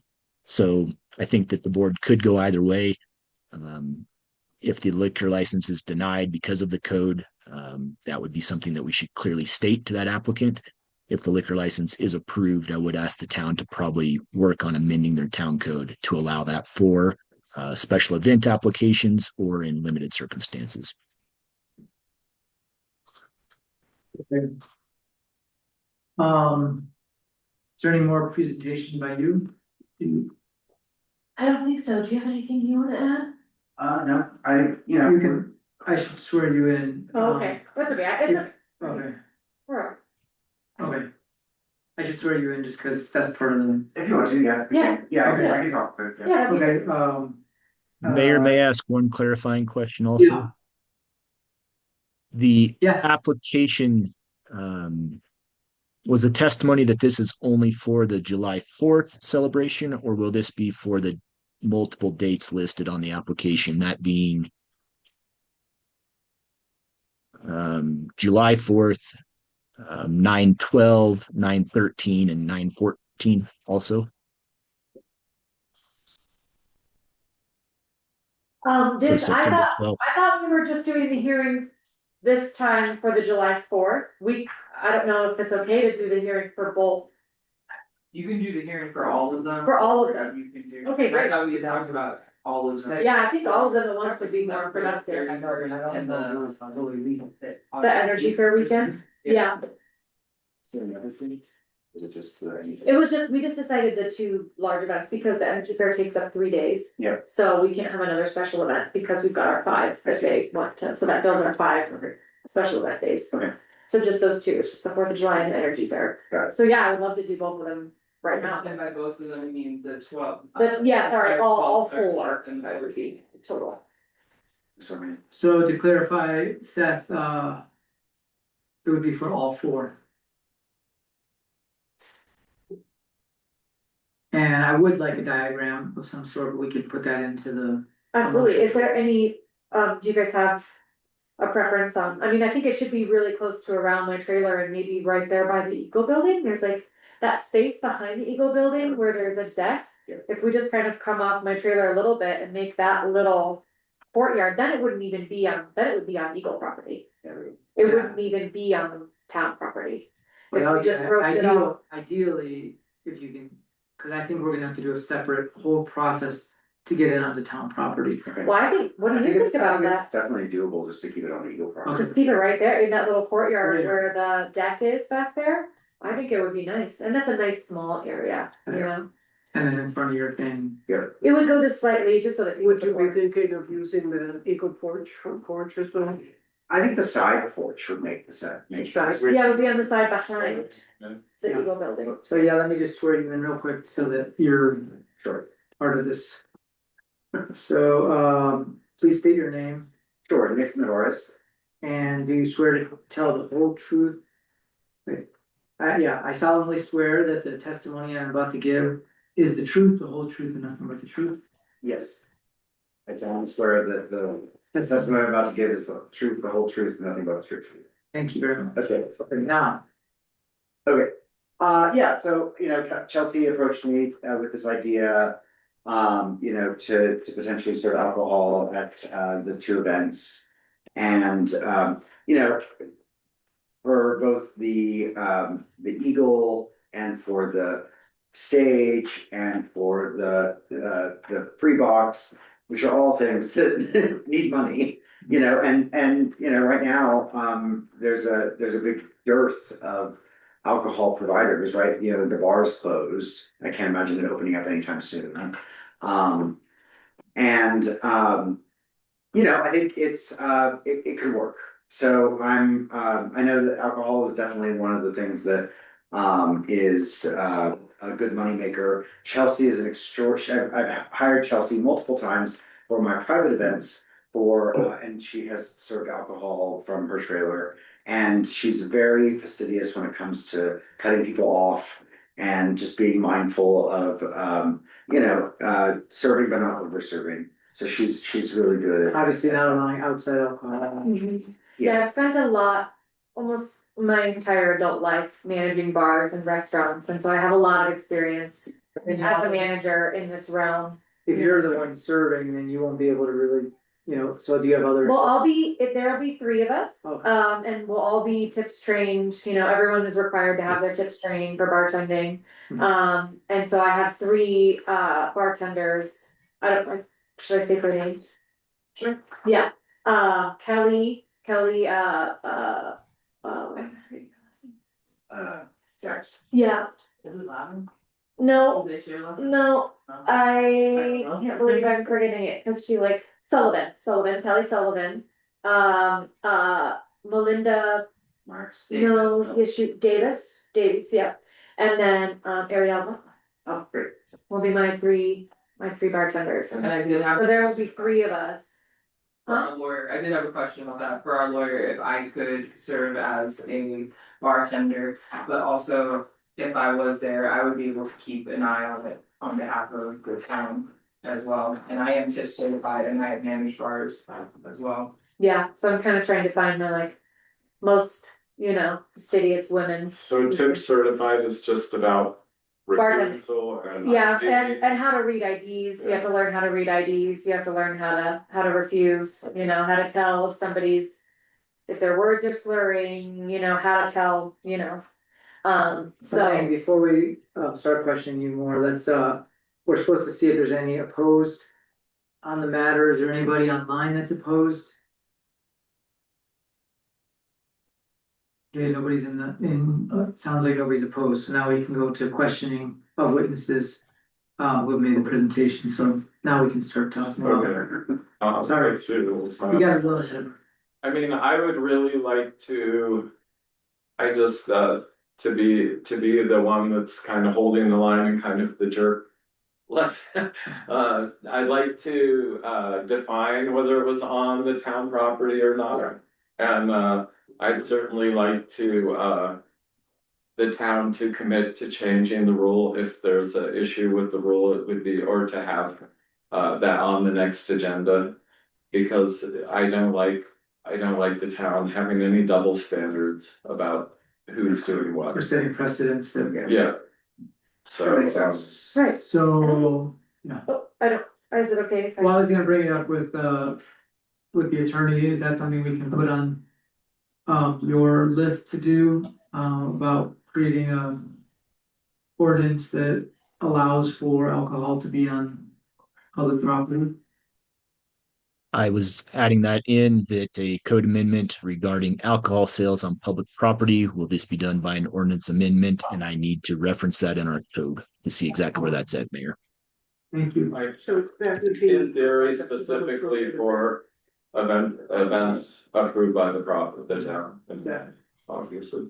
I do think that we can definitely agree upon and we'll just have it on the Eagle property. Yeah. Like that is Okay, not a let's just do problem. that for now. Cause we can have the serving happen off the back of my trailer, have a little bar set up off the back of my trailer, and there won't even be There's no place any. for it. Yeah, there's definitely enough space for it to just sit in that back little area. I would and have it still be like a recommend little making a space. diagram, just Yeah. going, Absolutely. measuring out, showing where your doorways Yeah, are. you could probably get a picture of the Eagle Where's- property, right? Yeah, for sure, and We'll if, just draw. there aren't any markers for exactly where that back corner is for the towns versus the Eagles, right? I can estimate where it You is. might find a corner on the north side. Oh, really? Okay. And then Okay. find it, just Alright, go back. that'd be Would we be approving it pending a diagram? Is that what we'd be doing at that point? Is that something we can legally do? Is it something you can legally do? Yeah. I don't think so. That diagram be provided to the board within the next hour. Yeah, I could draw it right now. Yeah. If you wanna just go print Yeah, I it. can go print it. Yeah, go print it. Yeah, And just, yeah, it should say where you're gonna have your entry and exit. Yep. And, security on, yeah, we were gonna, I was gonna get in contact with the police patrol and if that's. Yeah. If that's okay with the town, with that being kind of our security measure, I think they're gonna be present for the Fourth of Yes, July. I've already given them notice and they've said yes, being present and being as helpful as they can. Both with parking as well as for whatever else we need, so they're. obviously, it's gonna be just like 21 and over inside that Oh, area. yeah, Alright, I'm getting a request for a roll call vote on it, and we do vote, but that comes after. Okay, so any more questions for these guys? Or any other questions online? Anybody have any questioning of the witnesses online? Any rebuttals? Mayor, I may ask that we just close this public hearing at this time and reopen it when they come to provide the diagram again, and then take your roll call vote at that time. Okay, sounds good. So, I hereby declare this public hearing closed. It will reopen, after we have all the information needed. I'll be right back. Yeah. Okay, great, thanks, guys. Yeah. Here's another, liquor license. Are we supposed to put that one too? There should be another liquor license, it's for rental of the town hall park. Which, But it's not a liquor license. the Okay. next two items are just about town hall park rental. Okay. And I think you can take out theirs, cause they're not renting the town park anymore. Okay, Oh, yes, Are you gonna do the vote now or later? no, we're gonna do it after they. we're gonna go print that and bring you diagram, and we'll be back. So we have we need an approval for a yard sale, by Stonebach First Responders in Little Crow Park on. What's the date? They don't even put the date on.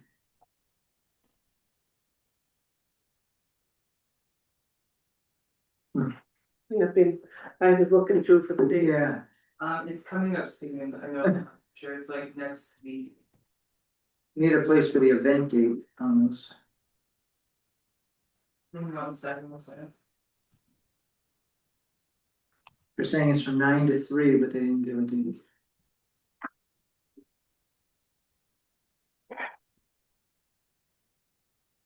There is a space for it and they didn't put the first time. I know Alexandria was coming to speak on this and I told her around 2. So Alright, well- maybe we can come back to this when she's here. We're here. Hey there, can you guys hear us okay? Yeah. Yeah, we apologize. I absolutely thought we put a date on here, but we only put the time. We're requesting for June 14th, this Saturday.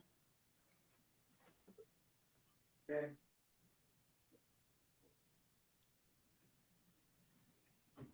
Nine to 3.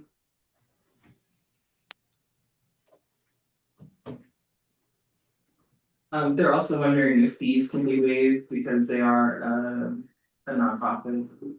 We're not for profit. Would I like to make a motion to approve this or deny it? I just end up being still the new guy. What are our general standards for letting people use park for events? Do we have any standards, or we're just able to do what we The feel like? current rules are that they have to apply with this application, they have to let us know if they're going to have street closure or not. They need to let us know if they need hookup for water or electric, and then all 3 parks are available for rental. It's $100 a day per park to rent, and then $25 for electricity, and I think $25 for water as well, and then they also have to give a $250 refundable deposit that gets returned to them after the event. Minus like any waivers for cleanup or if things are left in, any incidentals essentially. It doesn't matter who rents it, whether it's an individual or nonprofit or anything like that. Yeah, anyone can apply to rent out any of the parks. Isn't there only one, the 4th of July, that the town sponsors? So we have like Neighbors Helping Neighbors does their yard sale, and somebody might wanna rent Creekside Park for a wedding reception or something, so. And what's the town generally been doing as far as waiving fees? That's my other question. Well, in the It's past, they've been waiving all of them. Right. And that's not a good idea, I don't believe. Well, if we're waiving fees, generally speaking, we might remodel our general way of doing things, just based on approval rather than the fees, What I've seen so far since I've been here was a waiving of fees for like nonprofit organizations, so it was waived for like Neighbors Helping Neighbors, it was waived for. I think it was the Energy Fair maybe, but there are other. But like the music festival, they did pay. That makes sense, actually. Okay, so And there's a long list of stuff on the application. Bathrooms, social security. Pet Okay, owners responsible for their pets. Parents, okay, so it takes a motion, or? Yeah. Yeah, I move we. Wait, I have a yes. question. That doesn't exclude, this doesn't exclude anyone else from using the park at the same time. No, I'm sorry. Yeah. Just signing, if they're not there yet, they're getting here. Just signing. sure, So I move we approve the yard sale and waive the fees on June 14th. on June 14th From at Little Pearl Park. 9 to 3. See, this is why I asked. Yeah, well, that would help. I'll second. Okay, Dennis, Mayor Pro Tem, And this is for the volunteer fire department correct, EMS. in MEMS. Are we waiving the deposit or do we keep the deposit? I moved, we waived Keep the the deposit. deposit until they're. We keep the deposit. It's still deposit. I'll give it back The to you, fees. but just wanted to make sure. I move that we waive the fees and keep the deposit. Okay. Now we had Mayor Pro Tem Lusney seconded, and any more discussion? All in favor? What was the date of that again? The 14th. Saturday, 14. July Can you 14th. ask Sean for a vote? And opposed to the project. John, are you on there? What? I also. Okay, thank you, John. Thank You're you, welcome. trustee. Hi. Okay, Yes, please. You sit down. No, no, sit down. We're Not getting the thing, second. Okay. um, And Mayor, did I hear correctly? That was June 14th. June 14th. This weekend. Yes. Okay, so did I miss something? No. So it seems like this form could use place for dates.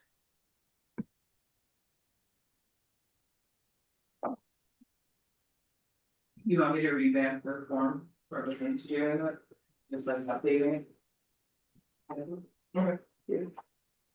That Yeah, is just- listed as the bottom line, name, date, and time of event on the current form.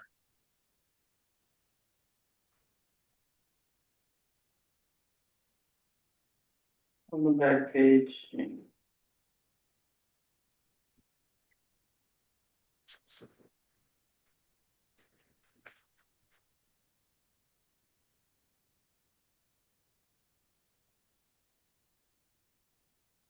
Okay. What should we do next? So we have Chelsea coming back. We're gonna go with just the straight attorney report right now. We're gonna do Nathan's thing, because he's come in multiple times and he's distracting me from. I agree, he's distracting. Okay, well, Nathan's not here though. He said he's just grabbing some things from his car. Okay, so, I'm gonna give Seth a little, heads up on this so that you're aware and you can help us along, but basically, Nathan, is the power of attorney for his mom, Mindy. And he was written, 6 violations for various, infractions on the code having to do with building in the waterway, building without a permit, various other ones that you might have seen it, the ticket, but if not, then Ariel might be able to send you over, there was a 2-page letter that we had sent to him. I believe I sent you the ticket, I scanned it to you, but I can also send you the letter as well. So we're kind of coming up against this thing where the ticket's already written and he's trying to, according to the agenda, he is asking questions about due process before meeting with Judge Barbara Zollers. So we were gonna limit it to questions only. He can't plead that we're gonna somehow take the ticket off or figure out how to undo anything or he can't try to undermine us and get information, that he can use against us in court or various things like that. So we're slightly concerned because that's what it feels like, but when he comes back, we're gonna allow him to ask questions about due process. Okay, I would advise the board that if a citation's been issued, that individual should take that citation up with the municipal court. That is out of the board's purview, more or less, and any questions should be handled in the municipal court. So if he would like to make statements to the board, he can do that gladly. I would like the board just to listen and hear those questions or those statements. But once again, yes, as you stated, Mayor, I would not comment on that. I have been emailed by our court clerk on this issue, I believe. And if she has some additional guidance, I can speak with her regarding that. Okay, and maybe even, if you listen in and just, you can, state to him that what you just said to us so that, he's aware that it's being presented by an attorney and that's the way it is. Will do, Mayor. Of course, he's not Anything we going can back. do while we wait? Um, Maybe the Tom Scanlon letter could be a quick thing. okay, that's a good one. That's I would just, we need a motion to approve, Scanlon for the, Board of Adjustment. I didn't realize he was a Colorado attorney. That'd be a really good person to have on our Board of Adjustment. He's gonna be, we can have people from out of town, but he's building a house here and moving here onto Iron Street. So my understanding for the Board of Adjustment is the person either has to live in town or own property in town. So that was how like Elaine Johnson was on the Board of Adjustment, even though she didn't live in town, she owned property in town. He does own property on Lime Avenue. And is building a house. And they own property. They own the property in their building. Okay. I would ask for a motion, entertain a motion to approve, Thomas Scanlon for Colorado Board of, or Crestone Board of Adjustment. My question is, I was told that we don't have a Board of Adjustment at the moment. Is that? No, that's not true. What's the state of the Board of Adjustment, just to? We have a Board of Adjustment, and when there's a need for the Board of Adjustment, the clerk will reach out to the members and call a meeting. Right, that sounds normal, okay, But we do need one people. yeah. So we have, how many openings, one opening? We have 2 openings in Currently, it's yourself. I'm not on. You're not on board. Oh, Sorry, it's Mayor Pro Tempore Pauslucci. It's Aaron Martin and Is Lily still on? Lily Zohar? Zohar. Okay, so I'm gonna go ahead and move that we accept the appointment of Thomas Scanlon to the Board of Adjustment. There's a second? Second that. Okay. Any more discussion? All in favor? Aye. Aye. Thank you, trustee Maninakis. Who was the second on that? Is it Mayor Pro Tem. All right, so we are now waiting again. Didn't think this was gonna happen, we got really one. Skate park thing, what's up with that one?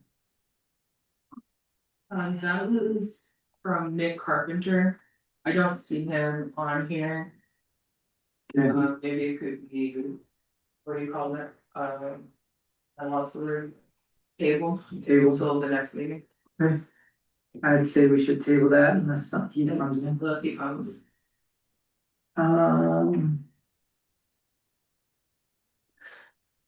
We good, so. Attorney, is there anything that you wanna start with that's while we're waiting for Nathan Good to come back? Oh, wait, here he is right here. Sorry. Hello. Okay. Alright, we moved you up so that you don't have to keep running off. Oh, okay, perfect. Sit up. Yeah, and if you're signed in. I did sign it. Thank you. No, let our attorney just speak to you just quickly about what, the. Sure. Thank you, Mayor. And is that Nathan Good? Is that the last name? That is correct. Nathan Good, GWD. Okay. Thank you very much, Mr. Good. It's my understanding you were here to address the board today. You may have some concerns. I have addressed the board and instructed them that really this should be a listening session. If you have any additional concerns about the citation or a constitutional issue, I would gladly extend an invitation for you to speak with me personally as the town attorney or to bring this up during our upcoming municipal court hearings. So if you would like to address the board, please feel free to do so. I have asked them to listen to your statements and your concerns, but not to respond, as I do believe that is a municipal court matter at this time. Oh, okay. Yeah, I have no statements to make at this time, only questions for due process. So this would have nothing to do, Judge, it would only have to do with because there was no there was no information given to my mother about what was happening. She received no correspondence. There was no visit from the town. So at this time, we're just requesting how the due process works. I've had plenty of information from other folks, including trustee members, past and present, and we don't have, we're looking for a settlement based on due process.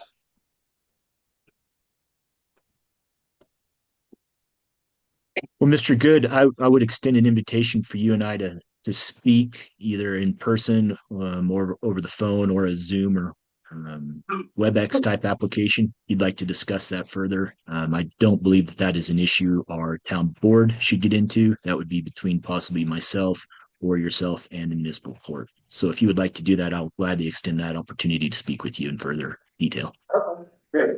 So for the record, we've requested since 2016 procedures for moving forward on a 1906 log cabin. We've requested information concerning the permitting process. And what we've been given is Cora forms, not just recently, but in the past, just not a lot of information regarding what we've received recently. We'd like to receive what that information is, and we have received it from other town members. But my mom's received no official information whatsoever from the town that she has what's called non-conforming structure or property. We've not been informed by the town of Crestone that requires any special permitting, either for what we're doing or for the greenhouse currently being attempted to build. So that's basically what my mom was asking. She was also asking who the complaint came from, because we've spoken to all our neighbors and none of our neighbors have had any issue. I've been on good terms with all my neighbors. And what that procedure is, how this came to be, and what are the codes process of which someone can complain. And let's see. So yeah, we're just checking. She's, I guess, going on 9 years here, and she's just asking for good customer service. No one's come to talk to her regarding any of this, and some of the questions that since the board won't answer, and I don't know if that's from your advice or their own choosing, but one of the questions that she was asking is that a lot of folks are getting stickers and warnings and written warnings, and my mom just got straight out without the due process to explain the process of what the town would like from her. Yeah, so that's her main questions. I think that there's a lot of questions around how some people get special treatment and others get full, like 6 tickets, like in my mom's case.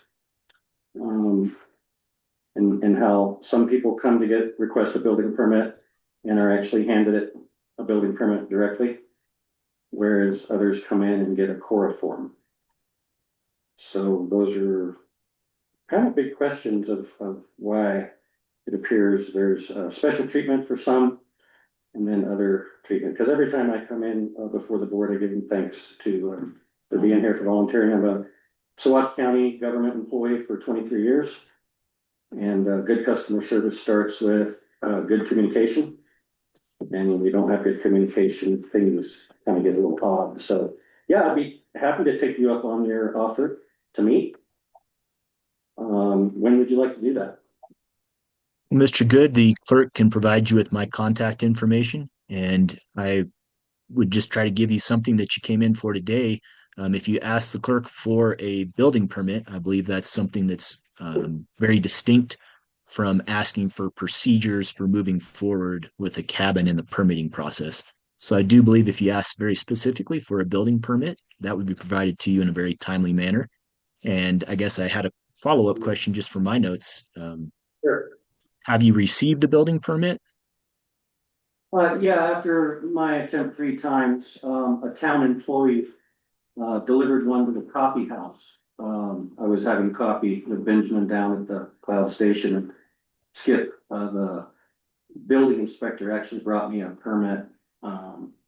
He had heard through the grapevine that I was trying to get a building permit. Okay.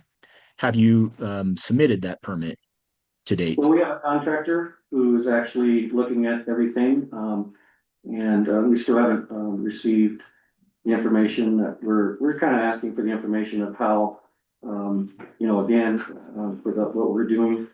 Why is it, that other people build greenhouse? The word is that you don't need a permit for that. And then, of course, we're still waiting to hear back from those requests. But I'm sure my mom will check on that. But as far as meeting with Barbara, so I can meet with the clerk and get your contact information and go from there. Is that what you're saying? Yes, sir. Thank you for your time, Mr. Good. Okay, thank you. Appreciate it. Right. So I understand the board has, they're not gonna hear my questions. We just heard them, we're just, once it goes through this process, it's between you and the attorney. Okay. Your attorney, and then also between you and the judge. All right. So. Okay. Cool. There you go. Sounds like fun to us. I'm seeing a frozen screen. There we go. That's better. So I'll come in later. I won't be here later. You won't be here? I'll email it to you Okay. as well. All the questions? I can't answer all of the questions. Okay, process. I can give you our attorney's information Okay, so. to speak with him. So. All I need from you is the advisement of rights filled out. Yeah. So if somebody, I'll have my building guy come in here and ask for all that then, not for me. No, I just need the advisement of rights that I gave you, whether you're pleading guilty or not guilty. Yeah. Yeah, that's not a problem. We're just talking about due process for building permits. I hired Brian Martinez to represent my mom as the contractor. I guess I'm confused about what you're asking for in due process of the building permit. Are you asking me to advise on next steps of the building permit? Well, usually like when I pull permits with Schaefer County or Alamos County or any other jurisdictions, there's actually somebody who could say, hey, this is what we need. This is what we have. And this is how we're gonna move forward. It wasn't that letter that I sent that was certified to your mom. It says like the exact next steps. Right, yeah, it's kind of pretty confusing. Like Okay, it's not clear, and I've talked to all the other people like Sean Homer and Lars, and it's really like not very clear. So that's, my mom's just wanting clarity. yeah, I can talk to the Yeah, next that'd steps be of the good. building permit That'd be great. specifically. Okay, thank you for your time.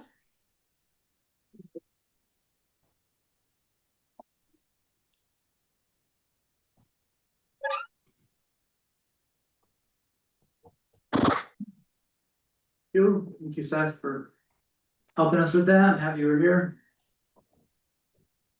Thank you, Mayor, and thank you, Clerk, very much. Diagram. Yeah. That was just.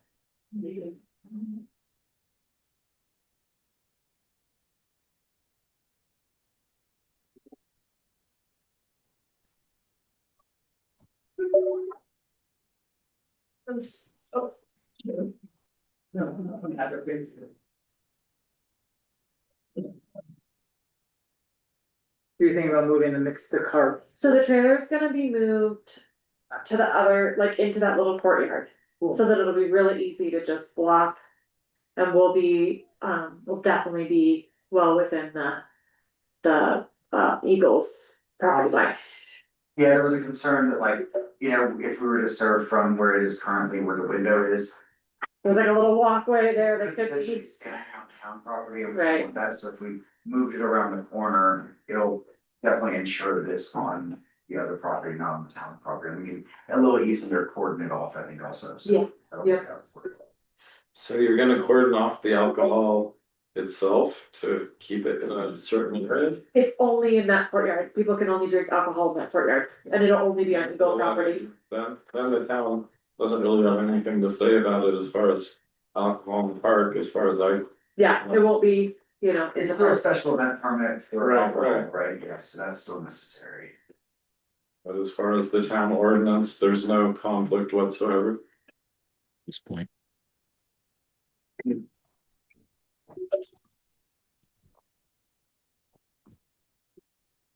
So do we reopen do we reopen the public hearing? Yes, Mayor. Okay, so, I hereby declare this public hearing open again for the, application to have a special events liquor license on July fourth, September, help me out, guys, 13th. 13th, Actually, 12th. 12th, 13th, and 14th. This would be only on, well, there's a new diagram that was just brought to us that would be, presented into this, application, and it shows that the, courtyard that will be served will be only on, nonprofit property, property of this nonprofit that is, applying. I would say private property adjoining. Private property joining the town property. Okay. So is there, I guess to expedite things, instead of going through everything in that, public hearing, we will go through, are there any, now that we have all the information, are there anyone that wants to present that are opposed to the matter? Anybody online opposed? Anybody in the public opposed? Seeing none. Anybody who wants to question the witnesses based on the new information we have? Okay, moving along to rebuttals. Anybody who wants to well, we didn't even have any questions, so there's no rebuttals. Questions from the board, members of the Board of Trustees may now ask questions. May I now ask questions or request additional information from anyone who's spoken or presented information during this hearing. Questions should be directed through me, and the responses should be limited to answering the questions as stated. Trustees, do you have any questions or requests? Happy. Okay, anybody online, Sean? Trustee Mamonakis, Mayor Pro Tem Pazaluski? Nope, okay, if there are no further questions. Requests for information, I hereby declare this public hearing closed. The matter will now be remanded to the Board of Trustees for consideration. Thank you all for your participation and input. Okay, so now we go to the approval process. What exactly is the approval process? Motion to approve. So I move that we approve the temporary liquor license on July 4th, September 12th, 13th, and 14th. Special events. For a special event permit.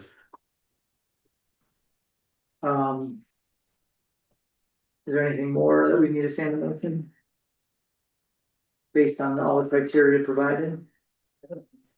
I'll second What is that? Seth, is there any more in the motion that needs to be stated? No, my only thought would be you are currently approving 4 dates. If you would like to approve the dates in September contingent on the July 4th date not having any issues for concern, that may be a question. Okay, I'm happy to add that into my motion. The second date's contingent on the outcome of the first date. Okay. Very good. Second, I second. okay. Any more discussion? All in favor? Bullet. Aye. Okay, we This was got a a, it was a roll call vote. oh, roll call vote. Okay, will you roll call vote? Thank you. Mayor Meyer, Aye. trustee LaCai, I need to abstain because I am on the board of directors of the Crestone Eagle Community Media. trustee Martinez, Aye. trustee Raw, Aye. uh. Sorry, my brain's working faster than my typing. Mayor Pro Tempore Pazusi, Nay. trustee Mamonakis, Aye. Okay, so four, ayes, 1 nay, and 1 abstention. all right, motion passes. Okay. Moving along, thank you guys very much. Thank you guys, yep. Bye, thank you. Alright, we are going on to the attorney's report. Thank you, Seth. Thank you for helping us with everything. Thank you, board. Thank you, Mayor. It is nice to be back after missing last month's meeting. I appreciate that excused absence. I have been working with the clerk over phone and email, trying to catch up on some of the updates that have been pressing and then also present for this board meeting. I do see further down in our meeting, our Public Works Director has discussed a traffic study and the additional placement of some signs. I did discuss that with our clerk. I do believe that a traffic study, even if it's done by the county, will give us the support to actually implement and use those new signs. I will ask that our Public Works Director also update the current sign inventory. That would be the sign inventory of all of our official traffic control devices that should be added to our 2020 model traffic code that is approved by CDOT. On that note, CDOT has come out again with a 2024 model traffic code. It is very comprehensive. There have been a lot of changes. Again, I think I've stated this in the past, related to bicycles, mobility devices, and also motorcycles. So I am trying to use the most current model traffic code. I am working on that and having that model traffic code adopted and as written by the state of Colorado and CDOT. That would be something that if one of the sheriffs or undersheriffs are to write a citation, they would be using that code to write that citation into our municipal court. They may also write a current citation or a future citation into county court if they believe that it is more applicable. That relates to the discussion of our Public Works Director. I did want to work with our code enforcement officer to discuss training and certification. In his report, I did see his use of the decibel reader. I want to make sure that if we are using any device, that device is certified, that our enforcement officer has any certification that's needed or training, so that if that is ever to be entered as an exhibit or he is to be a witness to the matter, we have no questions as to the weight or the competency of their testimony. So I'll be working with our code enforcement on that. I do appreciate having a code enforcement officer on board, and it does appear from our report that he has been fairly busy, and that's something I look forward to working with him on. I did want to touch base briefly on the Planning Commission meeting notes from last month, and then the board was discussing that briefly.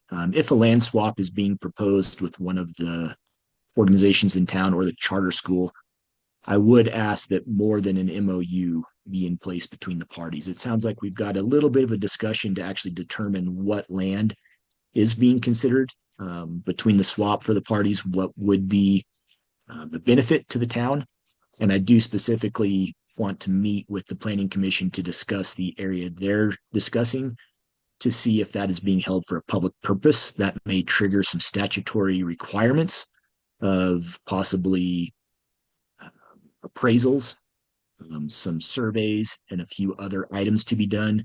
If it is being held for a public purpose, it may actually have to come to a vote before the members of the town also. It depends how that property is simply being held by the town currently. So I did have a point to bring up our Board of Adjustments appointment. And my question is, I believe it was Trustee Lakai might have mentioned, it does appear that that individual owns land in town. So that individual would be a allowable applicant. And I appreciate the board for trying to fill those positions as they are vacant currently, or at least there is one vacant position.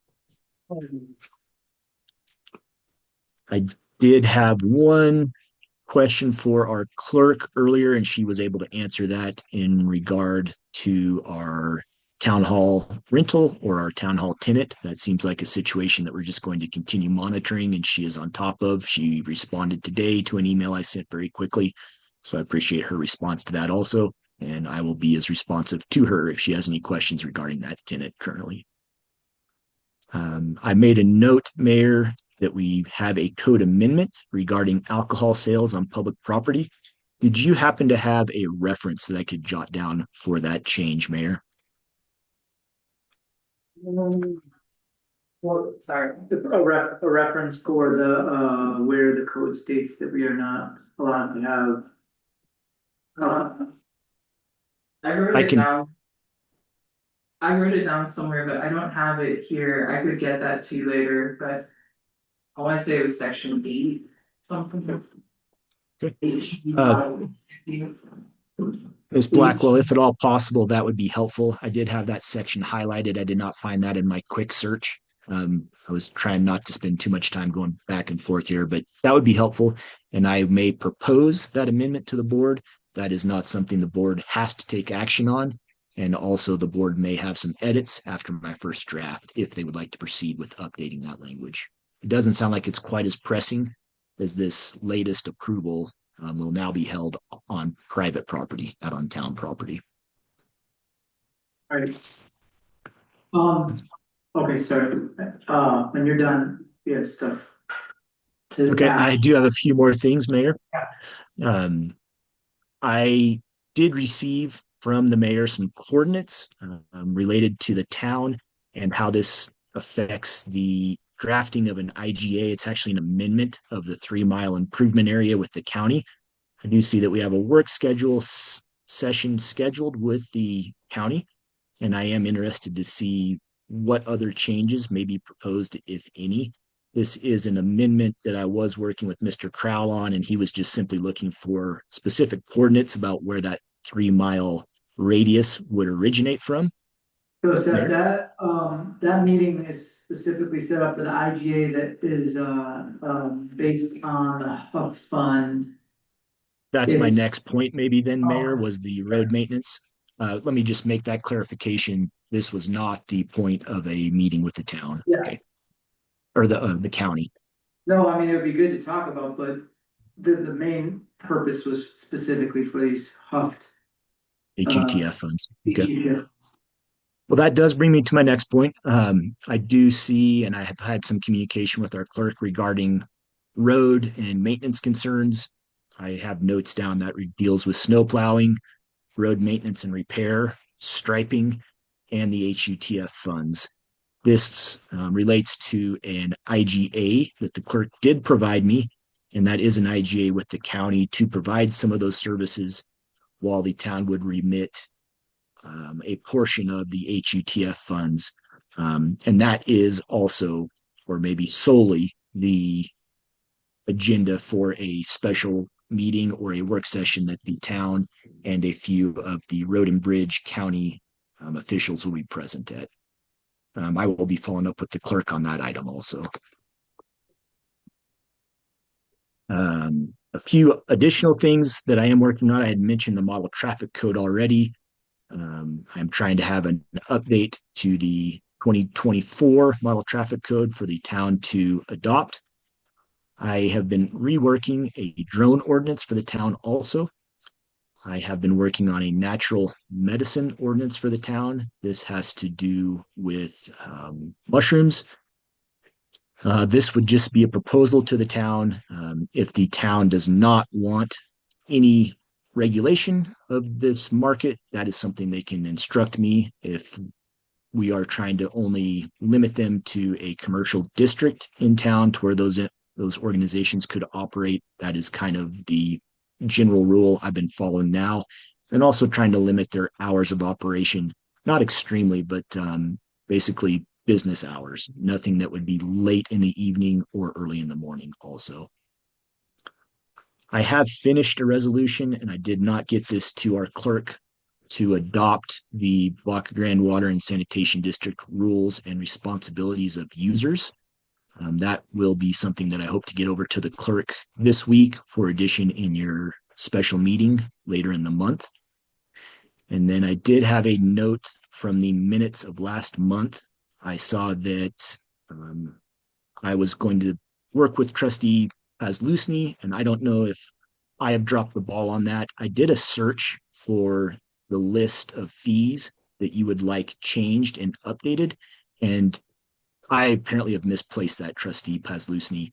If you could provide that to me again, and I have been working with our clerk to see if there are any additional updates to our fee schedule, so that instead of making multiple changes to that fee schedule, we can do one change that may include multiple topics. The big one would be the impact fee for the wastewater taps. I can do that. I'm sorry, Seth, I can do that, but I think the board and the mayor want to have a little bit more discussion on the other fees as well before we. Okay. And once again, I was trying to really apologize to you, sir. I went back through my email. I did not see a list from you. If there was something that was sent to me, maybe just highlight that and send it again so that I could review it. It wasn't me sending the list. It was part of the agenda. I didn't send a list. Okay. That was in our minute notes from last month, so maybe that would be a slight change. And if the board, any of the trustees, the board, the clerk, the staff would have updates to that fee schedule, maybe we could get those in a list to incorporate all of them into our fee schedule update. Sounds good. And then, Mayor, my last point would be that I really would like to propose what I would call an agenda meeting, probably the week before our regular meeting, with the clerk to go over a few things, really trying to bridge this electronic gap. I just kind of a talking face on a screen. It's hard to have that personal connection, and I want to be able to work with the trustees and the clerk on a very in-depth manner. And I think part of that is working with our clerk on an agenda meeting. And if you would at all be possible, Mayor, to talk about the agenda, any things that needs changed or added to, about a week out from when we're doing our regular meeting. I think that is valuable, at least it is to myself. So thank you, Mayor. That is my report currently. So a couple of things, you had brought up the HETF funds and our meeting with the county. The county commissioners, I think, will have their attorney present for this work session because we are working with, an IGA. I feel fairly confident about going in there without you. If there's a way that you can make it either by Zoom or in person, that would be ideal. If not, then we will go in there without you. I mean, basically, we've requested 5 years of reports, which I seriously doubt they're gonna be able to come up with. We're trying to prove that for the past, however many years, we haven't really been getting the services that we're supposed to be getting that are on the IGA, and that, they're gonna probably say that it's our fault because we haven't asked for it, but, if there's some basic stuff that they should be checking, that we don't have necessarily the expertise to, see might need repairs, and they do, or they're supposed to at least. And so I guess my concern is that, we're gonna, I don't know. I think originally my concern was that we were gonna go in there and actually kind of like say that we wanna renegotiate this IGA. But having talked to Brent and him working more closely with the road and bridge, we're seeing a little bit of improvement. And I think that they've started to step up a little bit and take the IGA a little more seriously. But I'm gonna request that, because we've spent so many years without having, kind of a fair trade between us giving them some of these HUF funds and us receiving, say $6,500 worth of work done every year, that we're a little bit on a backlog, and they kind of owe us, as far as I can tell, that they owe us some work, a backlog of work, and I'm hoping that they'll agree to that and continue to provide us with the backlog, and then also moving forward on stuff that, is pressing. One example is that a long time ago, they did stripe our streets. Well, in 3 months, pretty much, I would give it 3 months, our stripes are already disappeared, have disappeared, and now after 4 years, we have no striping on the streets. So it's really difficult for people to cross the street, so it's not safe. There's no, I'm watching people right now just fly right through the stop signs, not stopping, looking at for pedestrians or anything. And a lot of it has to do with a lack of striping. So there's just little things like that, whether it be road cracking or all the different little things that are on our IGA that they're supposed to be working on every year. Basically, paving, chip sealing, crack filling, maintaining of shoulders and drainages, snow removal and replacement of damage, or stop signs under the construction or the direction of the Colorado Road and Bridge, so under the direction of them. And then Mayor, I saw that date of that meeting. Could you remind me when that is again? Yeah, it's June 17th. We haven't gotten a full location yet, or we asked for a location as well as a time, which we haven't received yet. They said closer to the date. Close to the date, we should receive that. But I guess it's, Ariel and I are probably gonna go either together or separate, but we're going over there in person. Dennis will be on Zoom, and if you wanna be on Zoom as well, we'll try to get the link as soon as possible. Okay, yeah, I would just ask that our clerk keep me informed of that. That is a Tuesday evening by my calendar, and I will attend remotely if at all possible. Okay. And I Yeah, so have been that's a big provided a copy of that agreement from our clerk, so thank you very much, Miss Ariel. You've done that about 10 days ago, I believe, actually, so quite a while ago. The other thing was the information that Dennis, that Mayor Pro Tem Pazlusny has presented to you was fees that aren't in our fee schedule. And those were ones based on impact and various other, well, basically all based on impact and how people impact the town when they either, build or when they decide they wanna,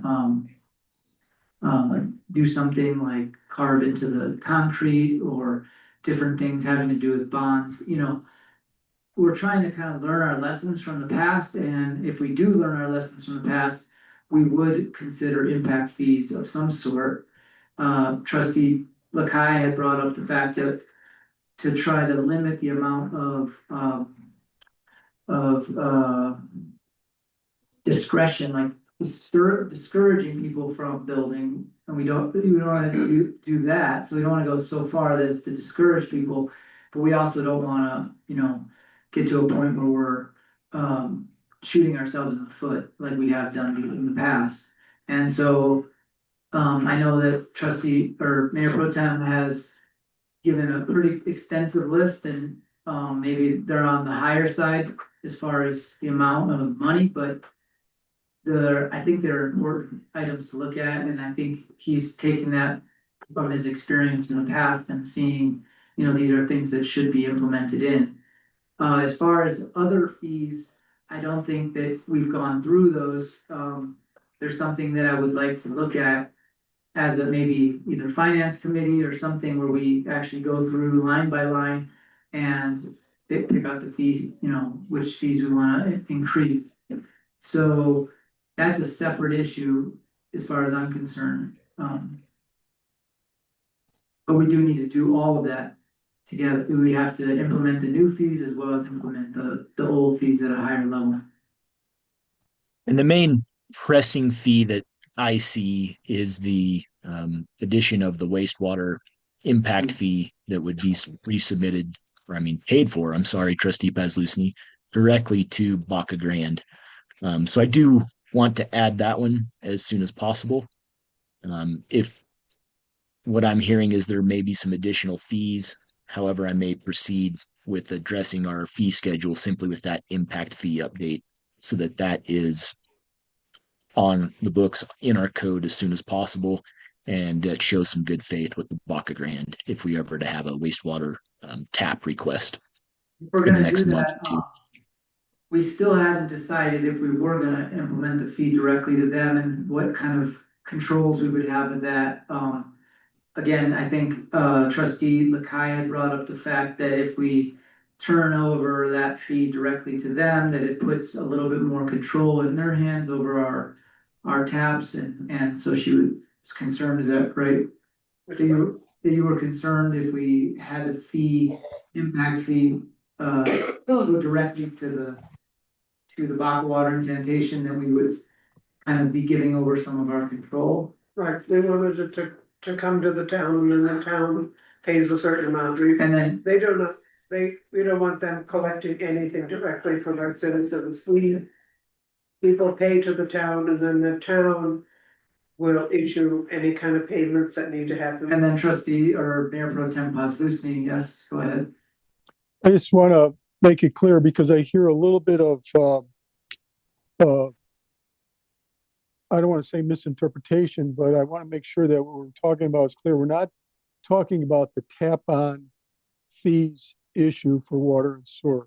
We're talking about the surcharge that we've just received when we renegotiated the IGA with them as a separate issue. That's what Trustee Lakai was making reference to, not the tap-on fees for the water and sewer tap-on, but the surcharge fee. The surcharge fee, correct? Right. Trustee Lakai was saying that if we allow them, the customer or the citizen to go directly to them, that we lose a little bit of our control when it comes to the tap, or. So this is an agreement between two governmental agencies. You know, we as the town are the customer. And, you know, and so the agreement is between the town with the water and sand district. It's not individual town property owners, or sewer users, who have an agreement. So we're the face to Baca Water and Sand. So if we're gonna be giving an amount of money to Baca Water and Sand, the town collects it. And the town is the one who gives it to the Baca.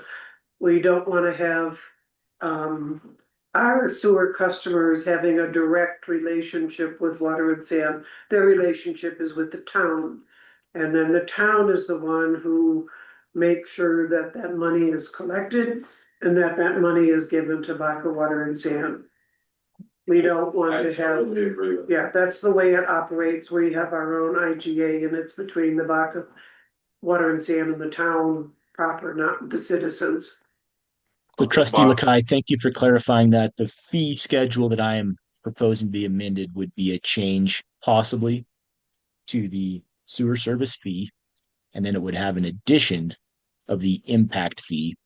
The customer will make a payment to the town for that impact fee, and the town will then transfer that payment to Baca Grande prior to issuing a sewer service tap.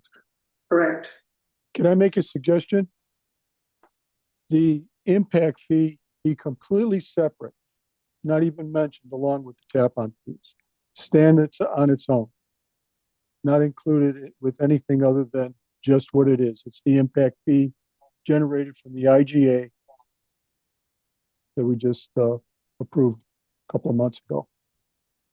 It would be a separate line item in our Absolutely. sewer service line. And Yes, yes, that is my understanding also, trustee yes, Paslewski. yes, completely separate. Yeah, I think we're all on the same page with that. Let's see, and then all the other fees will be, so if that's the pressing fee, then we need to, create is that an ordinance or a resolution? That would be a resolution as that fee will change and it will have to reference any changes from the Baca Grande to that amount. Okay, so that's an important one. I mean, I actually think that all the fees are important. There was some other small ones, I guess. Are we just gonna kind of accumulate the idea, like, for instance, uh, the fee that we were talking about today, which is like a service fee that needs to be added on for the amount of work that the water and what the clerk does when she does water and sewer billing. We were talking about having a small service fee added on to the bill to help counter that. We wanted to know if that was something that required us to be still in an enterprise status, or if it matters, or what your take of it on that is. I believe that would be a update to our sewer service approximately halfway through. We have a monthly maintenance and administration fee of $1.50 in the version I'm looking at. That could be a fee changed or updated via resolution also. Okay. And then the other question I had regarding and I know you talked to the clerk about this, but so there's a point where our well pump that is, or not well pump, sorry, booster pump that feeds the town kind of side lateral areas. So in other words, like when you try to, if you have gravity, you can obviously use gravity for, 70% of our system, but when that other 30% relies on a booster pump.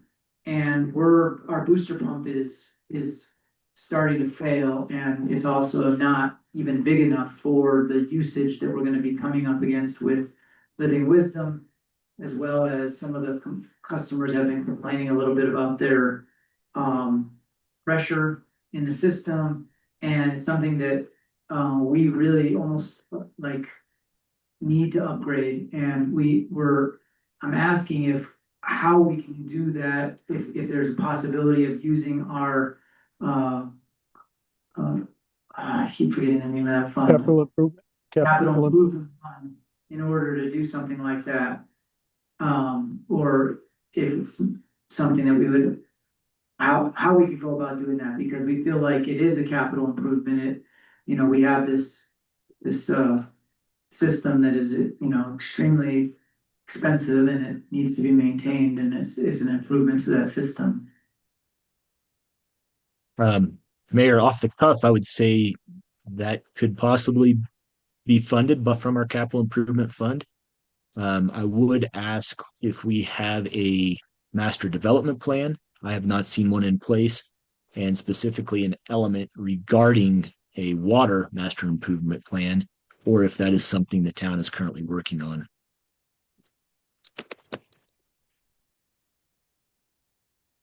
I'm not 100% on that. I don't think so. I understand what you're saying, Seth. I haven't seen it other than spoken in generic terms about the need for extensions of sanitary sewer and water, but nothing as far as a short or long-term plan on how that was going to be done or funded, and what exactly would be done. Our master improvement plan is something we're supposed to review, I believe, every 5 years. And a new element, if that relates to a water master improvement plan, is a requirement that that water plan entail conservation elements also. And that will be implemented either at the end of this month or the beginning of next month, I believe. So those are We can do possibly that. something we should discuss if we need to bring on an engineering firm, that would be something to discuss also. We can do that. Yeah. How do you wanna move forward with that, Mayor Pro Tem?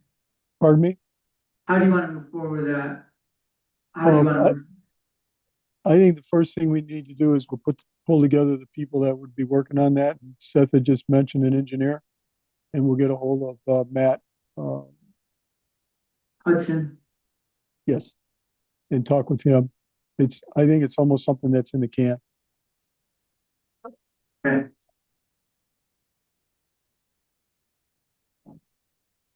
Alrighty, Mayor, may I just add, it does sound like your public's improvement team is aware of this pump. Are they taking any records, making some notes that the pump is working, or are they getting ready to get a bid for the town so that they have something on standby? What's, I guess, the lead time? Do we have any indication of that?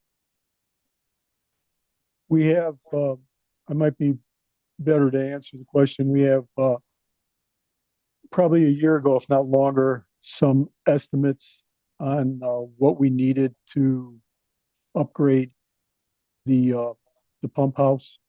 And in those upgrades, the pump, that booster pump that the mayor had mentioned was included. we applied for a grant, originally to see if we could, get a grant for that money, and it was denied because I don't know, they had other funding that they wanted to fund, other things they wanted to fund, so, we did apply for it though. Okay. No, I appreciate that background, and especially something to consider. It sounds like our water operator is working on this, and they're very well aware that we may have some additional customers come online in the near future through our Living Wisdom PUD development just on the edge of town. Right. Anything else for the attorney that, pressing? Anything? Not that I'm aware of. Okay. Well, Seth, thank you so much for helping us, I'm really happy you were on here to listen in when, Nathan Good came on and, you know, yes. Just wanted to go back to that proposed meeting agenda or Okay. agenda meeting. Oh, yeah. Could we do that the Thursday before our regular meetings or special meetings? If that were, or that's the day you're traveling. I just asked because I'll have all the agenda items by Wednesday at 5 p.m. So Friday. If at all possible, I would like to work with your schedule, Ms. Blackwell, and then also our mayor or a representative of the board, just to see who's available. It's a brief discussion. We will not make any decisions. It is also really something I use to make sure I'm prepared for our meetings. And it gives me a little more prep time so that when I do receive our packet also, I need to be getting some documents to you, Ms. Blackwell. Like I said, next month I've got some resolutions that I'm going to propose. I want to get to those to you in a little more timely manner. So that'll be a time to discuss that also. okay, I'll work with everyone to figure out a date for that. Thank you.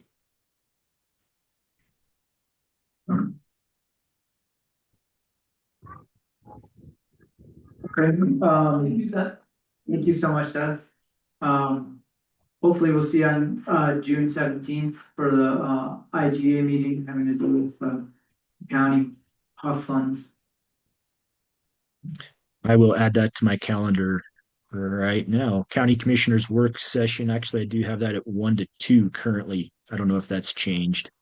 And then, one other item, are you gonna be going to, are you part of that where you would come to the court, and if it does go before the court, with Nathan Good? If there's a contested matter before the court, I would appear as the municipal prosecutor for the board. Okay, great, thank you. And then maybe just one more update. I did speak with our clerk. It sounds like she has some training coming up for the Colorado Clerks Association. and also CML. I will be attending CML at the end of the month, and I really look forward to spending some time with her in a professional setting, going through a few sessions together. Great. I look forward to that too.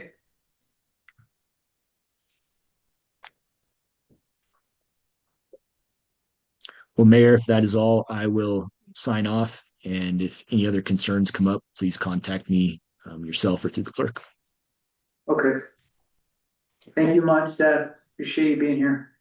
Thanks, Thank Seth. you all. Okay. All right, everybody, we have moved through most of our agenda, but keep looking, I'll go to this thing,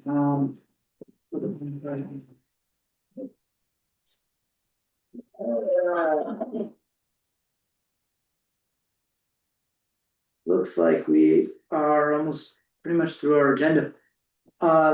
We're moving back to citizens' comments. This would be the time for citizens to be able to speak again. We're now doing citizens' comments before and after, so it allows for people to speak after the meeting as well. So if there's any citizens' comments, please go ahead, raise your hand. Yes, I have some comments that were sent in a chat. okay, do you want to read them? Should I read them to you there this time? This one's from Dan Gray. He suggested using tree wraps to protect young and sensitive trees, especially during the winter, from various forms of damage. He says they offer protection against sun scald, frost cracks, windburn, and wildlife such as deer and rabbits. Tree wraps help regulate temperature, prevent bark damage, and shield the trunk from injuries caused by landscaping equipment or wildlife. Nice. Good suggestion. I think we should look into that. Kizan, do you have any experience with those? I am using I'd like to know what more material he's talking about, but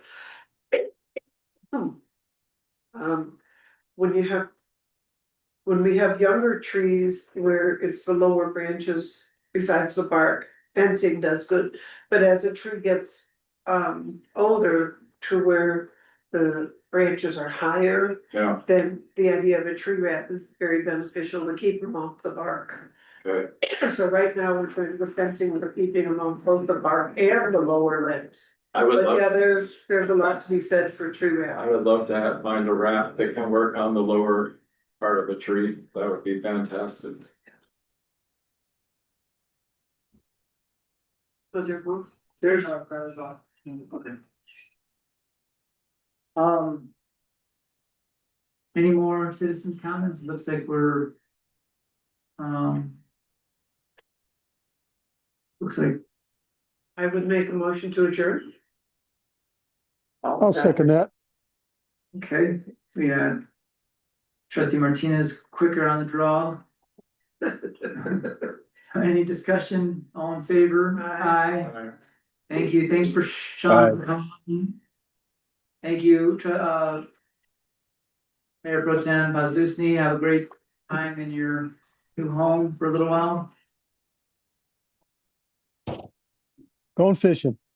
Catch us something big. Alright. I expect some, A wall trophy. wall trophies. For the Yeah. the room here. Okay, you got it. All right. Adios. Adios. Bye. Thank you, Trustee Mamanakis. Thank you. It's just a coffee, everyone, but